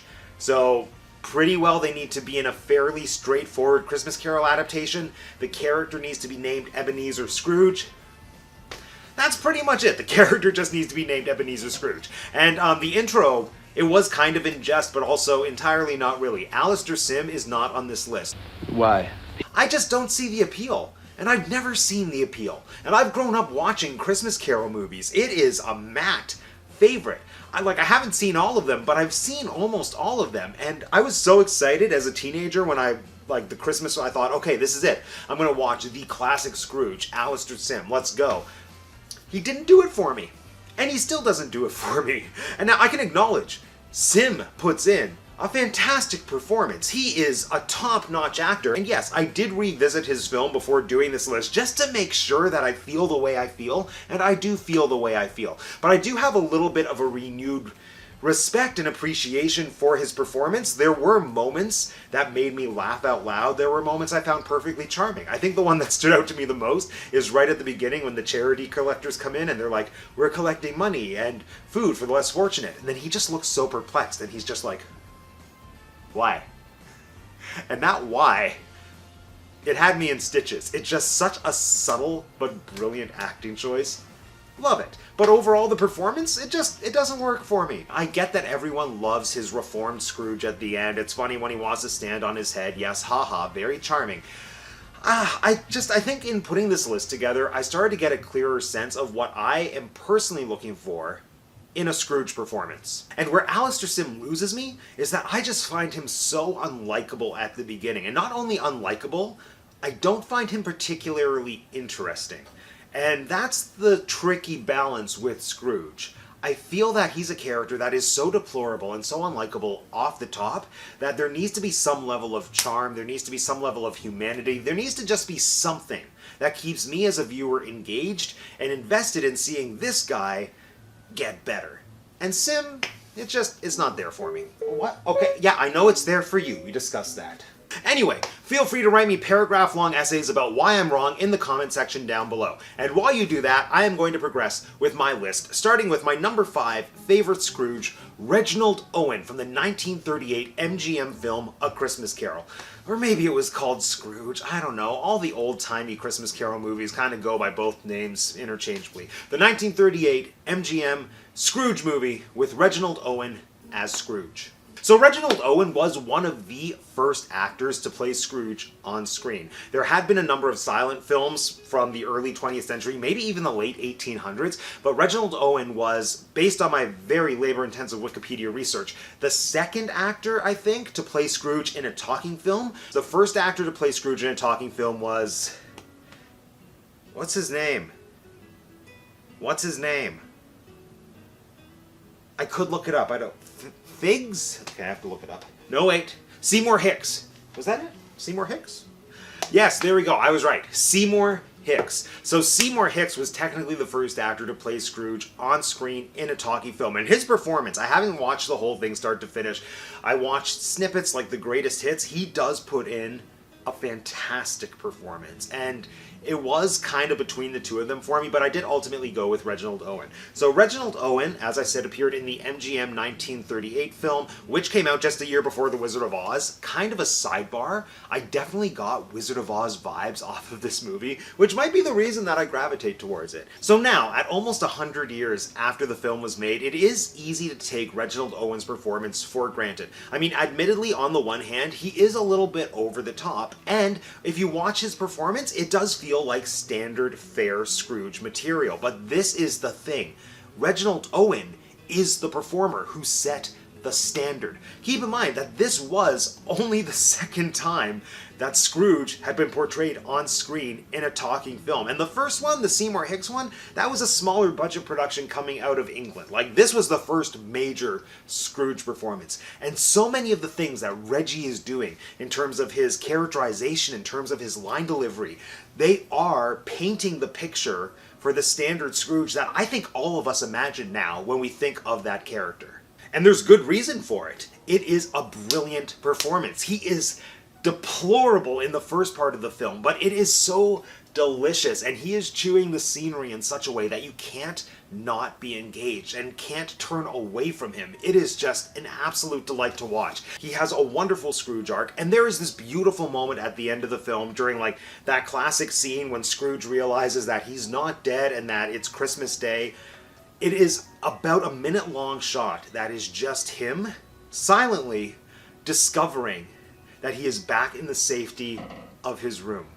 And just to watch that is to watch an actor doing pure theatrical magic. Just little things like rediscovering the bed, rediscovering like, I'm still here, it's just a minute of a silent, brilliant performance. And yeah, Reginald Owen.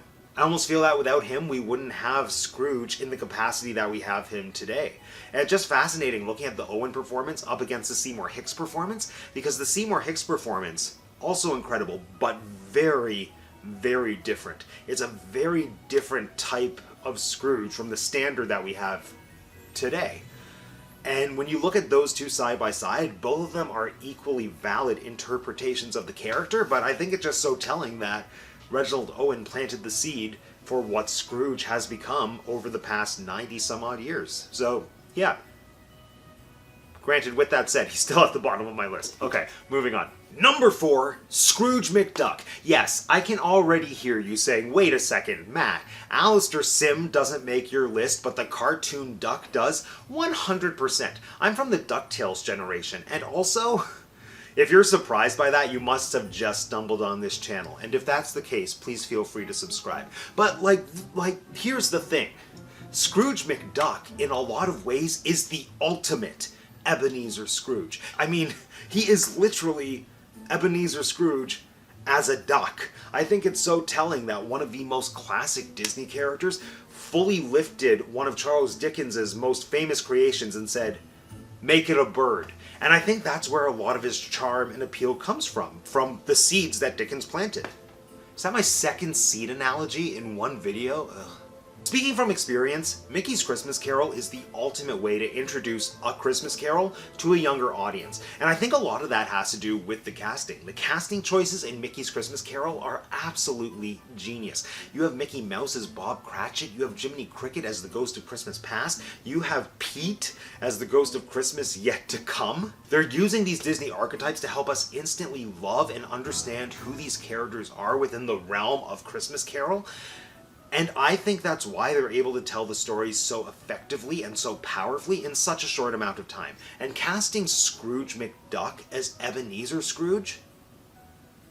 Absolute stroke of genius. Scrooge McDuck is a character who can simultaneously be greedy and grumpy while still having a capacity for good and having a good heart. And I think that's where most Scrooge portrayals in conventional live-action films tend to miss the mark. Yes, all Scrooges go through a character arc that, has a massive character transformation.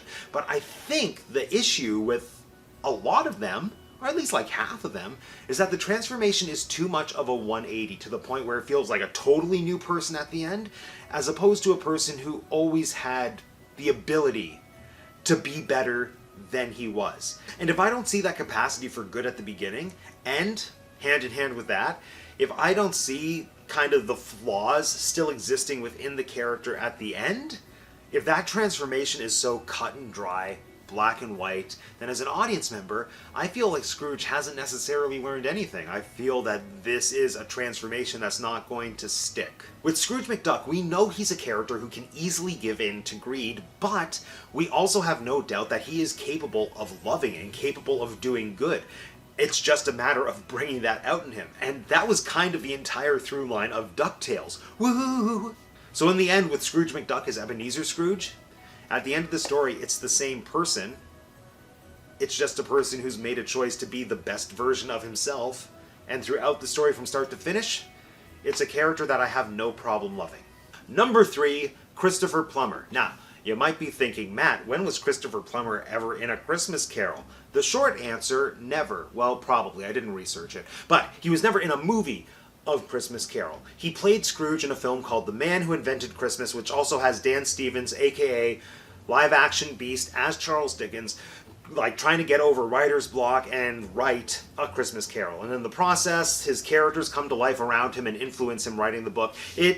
On paper, it sounds like a really good movie, but the movie wasn't nearly as good as I wanted it to be. That's another conversation for another day. The one thing that did not disappoint in this movie was Christopher Plummer playing Scrooge. Do I need to say any more beyond Christopher Plummer playing Scrooge? When you look at those past iconic Scrooge performers, people like Alistair Sim, Reginald Owen, Seymour Hicks, those are folks from another generation of performers. But Christopher Plummer was around and acting in our lifetime. How lucky are we to have lived at the same time as Christopher frickin' Plummer? And he wasn't just Captain Von Trapp. He had an incredible career that was constantly oscillating between being on stage and doing films. One year he'd be at the Stratford Festival as Prospero, the next year he'd be winning an Oscar for Beginners. I mean, Christopher Plummer did everything, and he was so incredibly talented. And just to have a glimpse of him as Scrooge, absolute magic. And I think in part that's because he was comfortable doing theater as well as film and television acting. And we all know there's a massive difference between the two styles. And I think with Scrooge, specifically, it's a role that sort of demands a grounded theatricality, and that's exactly what Plummer is giving us. Just given the nature of the man who invented Christmas, we get to see Christopher Plummer play Scrooge as he's being imagined and as he's being developed and dreamed up by Charles Dickens. And so, we get a roller coaster of a performance from Christopher Plummer that can turn on a dime, from being campy, to subtle, to vulnerable, to sassy. Sassy Scrooge in this movie. One of the greatest things. Is that a new candle, Kate? Your services are no longer required. Well, hypocrite. But aside from sassy Scrooge, my favorite thing about Christopher Plummer in this film is his text work. You know, Plummer was a top-tier classical actor. He is somebody who built his career on doing Shakespeare, on doing Shaw. He probably did the others too, like Ibsen, Strindberg, Albee. He probably didn't do Albee. Other names that I learned in theater school to sound impressive. But he had the ability to make heightened text of that nature flow and sound natural and sound engaging. So just to have an actor with that skill set performing Dickens, it's incredible. Honestly, if he was in a full, proper adaptation of Christmas Carol, he would very likely be my number one Scrooge. But he's not. Moving on. Number 2, George C. Scott. I think so many people are sleeping on what an incredible film the 1984 made-for-TV adaptation of Christmas Carol is. This was a made-for-TV movie, and it ranks as, in my humble, who are we kidding, in my not-so-humble opinion, as one of the best Christmas Carol adaptations to ever grace the silver screen, the small screen. It was made for TV. Anyway, George C. Scott. Now, I'm going to admit, I understand that George C. Scott is absolutely an iconic actor with a prolific career. I know him from absolutely nothing aside from this Christmas Carol movie. But I did some labor-intensive Wikipedia research, and oh my gosh, what a career! It's actually no surprise to me that he ranks as my second favorite Scrooge performer of all time, really for a lot of the same reasons that Christopher Plummer appeals to me so much. Because George C. Scott is another person who has a theatrical foundation, who worked consistently in film and television while still going back to the theater, and he also had a lot of experience working with classical text. I think he might have started his career doing Shakespeare in the Park with the Joseph Papp Theater Company in New York City. Later on in his career, this is the guy who originated the lead male role in Neil Simon's Plaza Suite. He played the salesman in Death of a Salesman. He won an Oscar and then said no to it. George C. Scott is a fascinating human being and also a fascinating actor. As I said, I think I like him for all the same reasons that I like Christopher Plummer. He's able to blend theatricality with naturalism, but this is somebody who, just judging on this performance as Scrooge, this is an actor who makes bold choices, commits to them, and gives a performance that works that you never would have expected to work. The moment I decided that George C. Scott was one of my favorite Scrooges of all time was right at the beginning. Right at the beginning, you have that classic line that Scrooge delivers to his nephew Fred. A line that almost every single production of Christmas Carol, whether it be stage, film, radio play, whatever, every adaptation of Christmas Carol keeps this line. And it's the line where Scrooge says, "Every idiot who goes about with Merry Christmas on his lips should be boiled with his own pudding and buried with a stake of holly through his heart." But every time that line is delivered, well, almost every time that line is delivered, it's with malice and anger. Except for when George C. Scott does it. George C. Scott does it with a smile. And you wouldn't think that would work. But playing the opposite is so effective.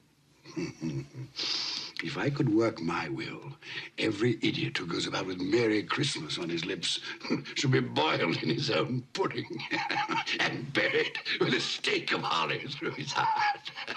Come now, Uncle. Neville, you keep Christmas in your way and let me keep it in mine. And the reason I think it's such a genius acting choice is because he's not dismissing Fred as is normally done with this line. He is engaging him.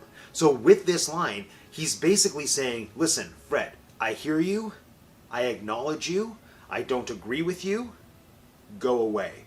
Which is so much more powerful than just go away. It almost stings a little bit deeper, like he is going out of his way to express how much he hates Christmas. He is going out of his way to hurt Fred. I love it. And that's just the beginning. As the movie unfolds, Scott makes a slew of brilliant acting choices, and then he gives us wonderful moments of fear and vulnerability, which I think hit even harder because George C. Scott's natural demeanor is one of strength and power and control. And so to see him break down in fear and sorrow, to me, packs a much stronger punch than seeing that same breakdown, specifically with the Ghost of Christmas Yet to Come, than seeing that happen with a Scrooge who, in my mind, has just painted himself as a miserable old coward looking to save himself. Hashtag Alistair Sim. What? Alright everyone, we have arrived. The moment of truth. The big reveal. My personal favorite on-screen Scrooge of all time. This is probably going to come as an absolute shock to nobody, because if you've been paying attention, I'm wearing the sweater. The best Scrooge of all time is Michael Caine in Muppet Christmas Carol. Humbug. There are so many elements that I feel come together beautifully to make this the strongest portrayal of Scrooge in a film adaptation. Many of those reasons are attributed to Michael Caine, but many of them are also just attributed to the director's vision, to the filmmaking, to the world built around him. And if you want to hear my in-depth analysis about why he's the best Scrooge and why Muppet Christmas Carol is the best Christmas Carol adaptation, stay tuned for my follow-up video because that one is on its way. But until then, friends, this concludes yet another episode of Teacup for One. Now let me know in the comment section down below, who is your favorite Scrooge of all time? And if you want to be the first to know when I release more videos, specifically the video about why Muppet Christmas Carol is the best Christmas Carol, make sure you subscribe to the channel if you haven't subscribed already. Now is your chance. Let's get going. Bah humbug, everyone.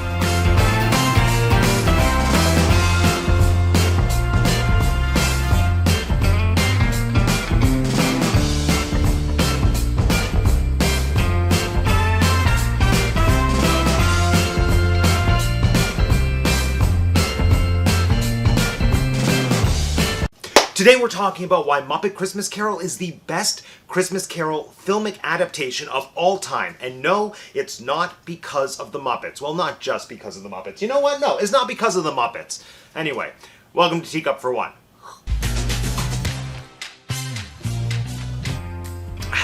My name is Matt and I have 2 degrees. And as I said, everyone, Muppet Christmas Carol is the best Christmas Carol film adaptation. That's not even a question. It's just an accepted fact around this time of year, at least for people of a certain generation. I'd say like my generation. Maybe just my generation. Maybe only the millennials can see it for the truly great piece of cinema that it is. And I am here to tell you that Muppet Christmas Carol is not just a great film because of the Muppets. We all know any movie that has Muppets is going to be better than any movie that doesn't have Muppets. Even a not good Muppet movie is better than most other movies.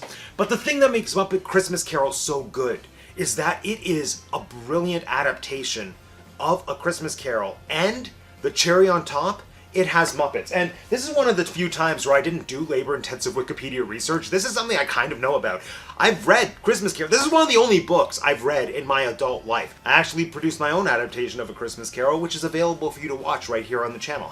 So all that to say, like, I'm pretty familiar with this text. I'm pretty familiar with this story, and I'm pretty familiar with other film adaptations of Christmas Carol. I mean, growing up, I had this personal tradition where I would buy a different adaptation of Christmas Carol every single year. And then another part of that tradition is that I would never watch them. But then, one glorious year, I think I was 16 or 17, I decided this is it. I'm going to watch all of them in a row. That was a very long day.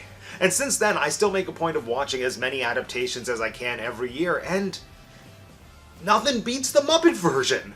So today I am here to discuss the 4 non-Muppet related reasons that I feel Muppet Christmas Carol is the strongest adaptation of Charles Dickens's Christmas Carol. Okay, let's go.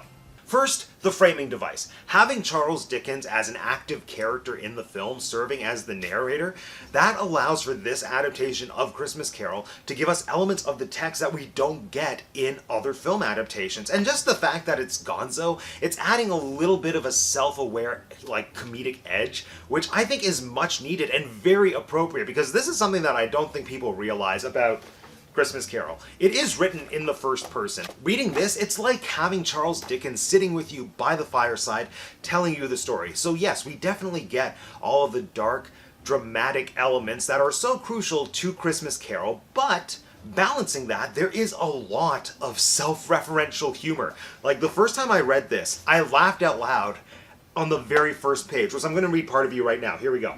Old Marley was dead as a doornail. Mind, I don't mean to say that I know, of my own knowledge, what there is particularly dead about a doornail. I might have been inclined, myself, to regard a coffin nail as the deadliest piece of ironmongery in the trade. But the wisdom of our ancestors is in the simile, and my unhallowed hands shall not disturb it, or the country's done for. So you will therefore permit me to repeat, emphatically, that Marley was dead as a doornail. Like, that is comedic gold, right there. And it is so true to the spirit that Gonzo and Rizzo bring to this film, because yes, we have the dark, dreary elements like acknowledging death, but then you pepper that in with a little bit of levity. You go from he's dead as a doornail to I don't actually know what there is dead about a doornail, but like just roll with me here. That is so Muppet.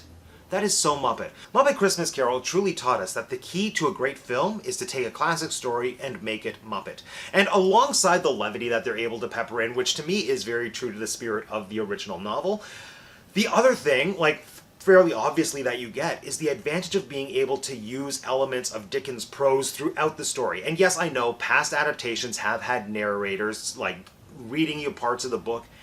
It's just not the same. And you know what? Voiceover, that's a lazy choice. That's one of the first things that they'll teach you in a screenwriting class, at least the ones that I've been to. So to have Gonzo as an active character, as Charles Dickens, who's able to provide some levity, and it also opens the door to use elements of prose from the text that are normally cut from film adaptations. Because to be fair, they have no place in conventional film adaptations that don't have a narrator or don't have Charles Dickens himself integrating himself into the action. I mean, these are astute observations that are such a delight to listen to that can only be made by an omniscient narrator. Stuff like, darkness is cheap, and Scrooge liked it. He was hard and sharp as a flint, secret and self-contained, as solitary as an oyster. Granted, that line in Muppet Christmas Carol is kind of a condensed, paraphrased version of what we get in the book, but the spirit of it is still there. The spirit. You know what? Speaking of spirits, let's talk about the next reason that Muppet Christmas Carol is the greatest film adaptation of Christmas Carol. The ghosts. Now, the ghosts. This category for me kind of goes hand in hand with another reason I think this film is so good, and that is the puppetry. And before anyone comes for me in the comments saying, Matt, you said it's the non-Muppet related reasons. That's correct. The puppetry. I mean, I always take for granted that, like, the Jim Henson Company and the, like, Jim Henson Creature Workshop Factory, the place where they make all those amazing puppets, like, I just think of them as being the folks who give us the Muppets. But then when you really stop to think, these are the people who, especially in the 90s, created some of the most advanced animatronic and puppet creations to ever grace the silver screen. And in this movie, we get to see that artistry applied to characters outside the realm of the wackiness of the Muppets. And I think that, like, that skill comes to life through the three ghosts. And the reason I think the movie works so well is because the Muppets are there to support Christmas Carol. Christmas Carol isn't there as a serving platter for Muppet wackiness. In fact, when you read up on the production history of this film, you can tell that that was a very conscious choice made on the part of the creative team. Because in the early stages of development, the plan was to have the ghosts, the Christmas ghosts, all be played by famous Muppets. We kind of got a little bit of that with Marley and Marley, because of course that's Waldorf and Statler, but that was going to carry on throughout the entire film. So by some reports, Robin, the young frog puppet who I think plays Tiny Tim in this movie, he was going to be the ghost of Christmas past. Piggy was going to be the ghost of Christmas present. Presumably there would have been some element of greed there, like she's the ghost of Christmas presents. Give me the presents. Hi. I can't do a Piggy voice, I'm sorry. And the ghost of Christmas yet to come was going to be either Animal or Gonzo. Apparently, when it was going to be Gonzo, it was just going to be a visual gag about how we had the classic Ghost of Christmas Future's cloak, but then the Gonzo nose was going to be sticking out. That would have been funny for like literally 2 seconds. But then they made the genius choice to curate custom puppets for all 3 of the characters, drawing inspiration directly from the novel. And it gave us the best Christmas ghosts in any Christmas Carol film. And I don't care what you think about Muppet Christmas Carol because of the Muppet elements. I know there are people who are like purists and say, okay, it's not a real Christmas Carol movie because there's Muppets. I can't take it seriously because of the acting company. But you cannot deny, like those people who say that, you cannot deny the effectiveness of the puppets they created for Christmas past, present, and future. Let's just look at Christmas past. Christmas past is probably the most difficult ghost to bring to life. Because it's a ghost. To bring to life in the film. I mean, Christmas present and Christmas future, those two have pretty set looks that we all know what they're going to look like. Like Christmas present basically looks like Ginger Santa Claus. Christmas yet to come looks like a ring ring. But the Ghost of Christmas Past, I mean, in the 1930s film, she's like this beautiful young woman that's giving off very Glinda Witch of the North vibes. In the Alistair Sim film, it's an old man. I can't remember other examples. But you know what? I'm just going to read to you how Dickens describes this ghost in the book. It was a strange figure, like a child, yet not so like a child as like an old man, viewed through some supernatural medium which gave him the appearance of having receded from the view and being diminished to a child's proportions. But the strangest thing about it was that from the crown of its head there sprung a bright, clear jet of light, by which all this was visible. So you pretty well have this ethereal creature that looks kind of like a kid, kind of like an old man.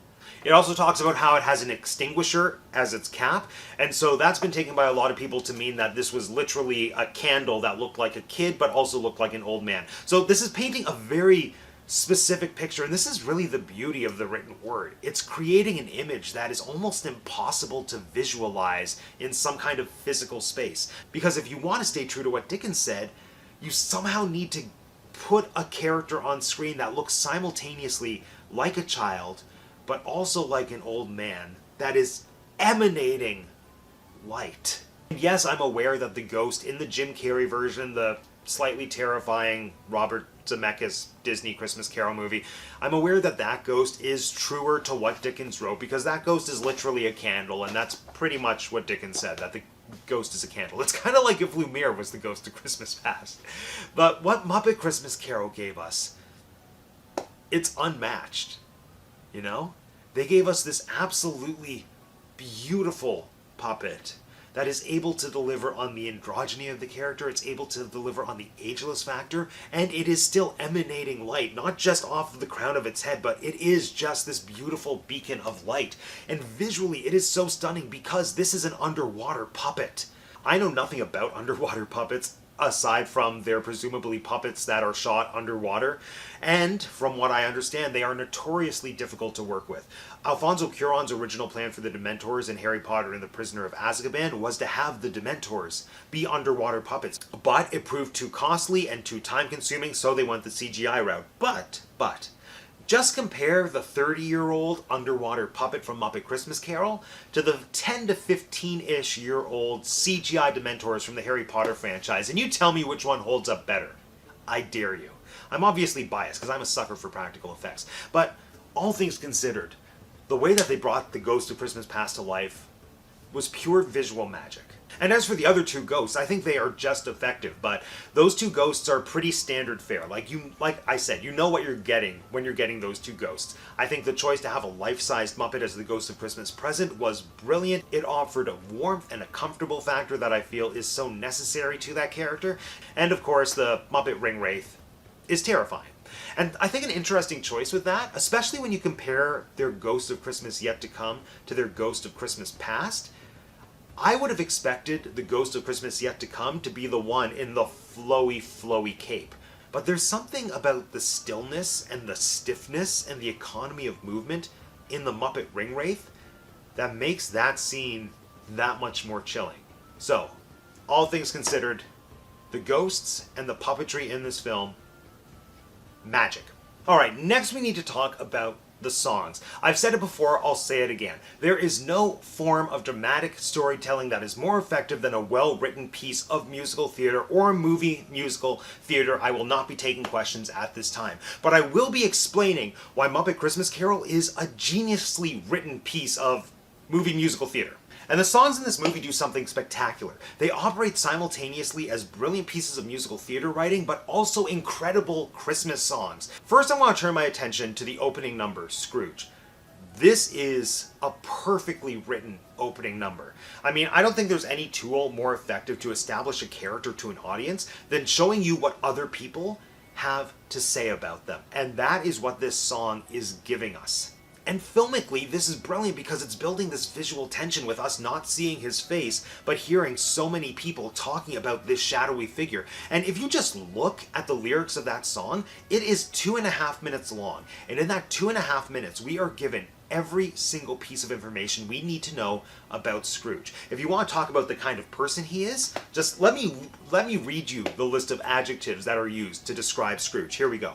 Alone, indifferent, hated, cursed, humbug, grim, mean, sour, skinflint, greed, lonely, sad, bad, fearful, prideful, outrage, sneer, nasty, heartless, cruel. I mean, this song is doing a ton of world building and exposition. It's like Belle in Beauty and the Beast, but even better. I said what I said. And those are just words to describe his character. We also get some integral plot information about him. Because in those same 2.5 minutes, we learn that Scrooge has been alone for years. We learn that he hoards money for status. We learn that he's an underhanded businessman. We learn he's a landlord who overcharges for terrible living conditions. And he is getting worse by the day.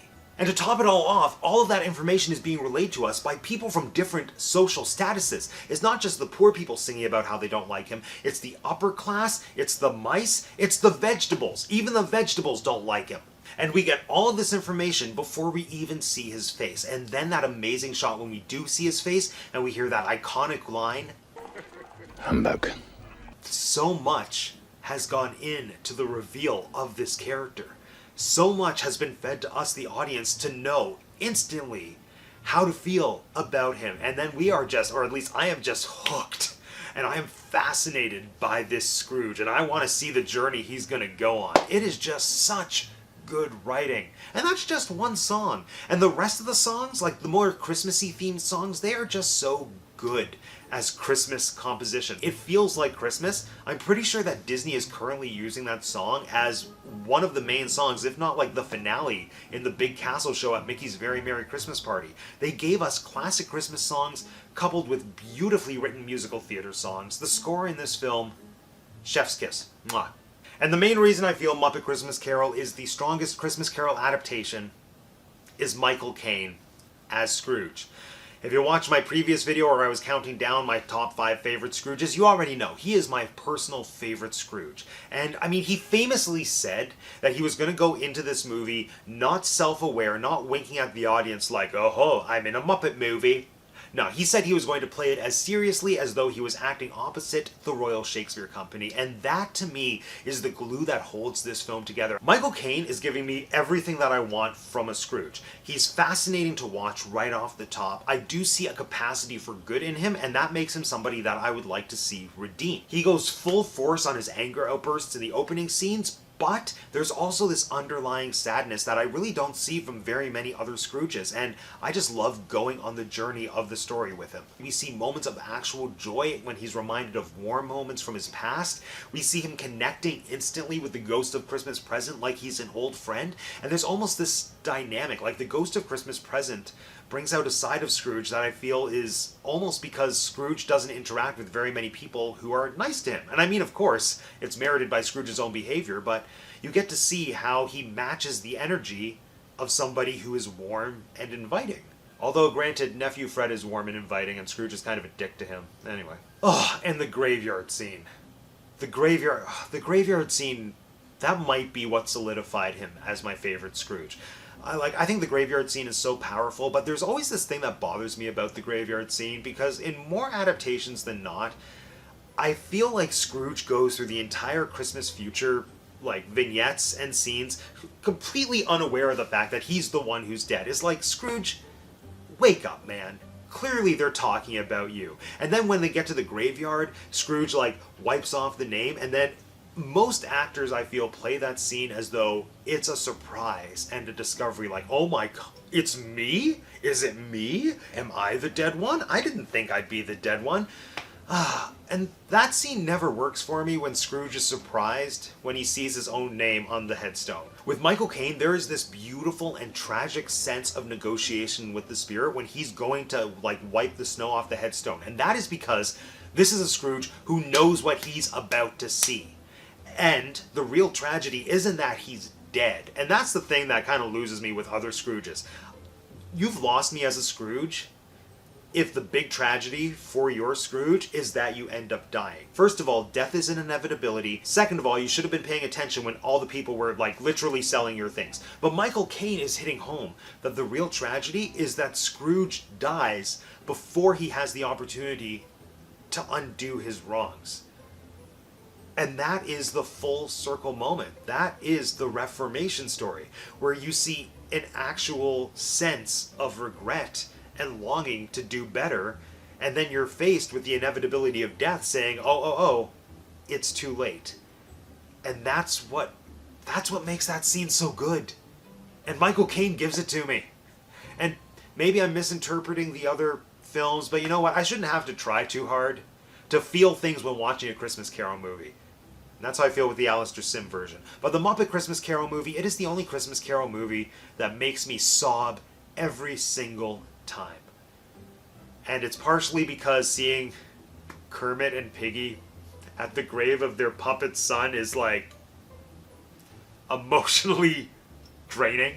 But it's also because Michael Caine is holding this movie together with a performance that should have gotten him an Oscar. I know he got Oscars for other movies, but they didn't have Muppets, so I didn't watch them. Anyway, friends, with that, this concludes yet another episode of Teacup for One. Now let me know in the comment section down below, do you agree? Do you think Muppet Christmas Carol is the best Christmas Carol film? And if not, tell me which one you think is and why. And if you want to be the first to know when I release more videos talking about Muppets, Disney, Shakespeare, film, cats, make sure you subscribe to the channel if you haven't subscribed already. Thank you so much for joining us, everyone. Meowie Christmas, happy holidays. See you in the new year.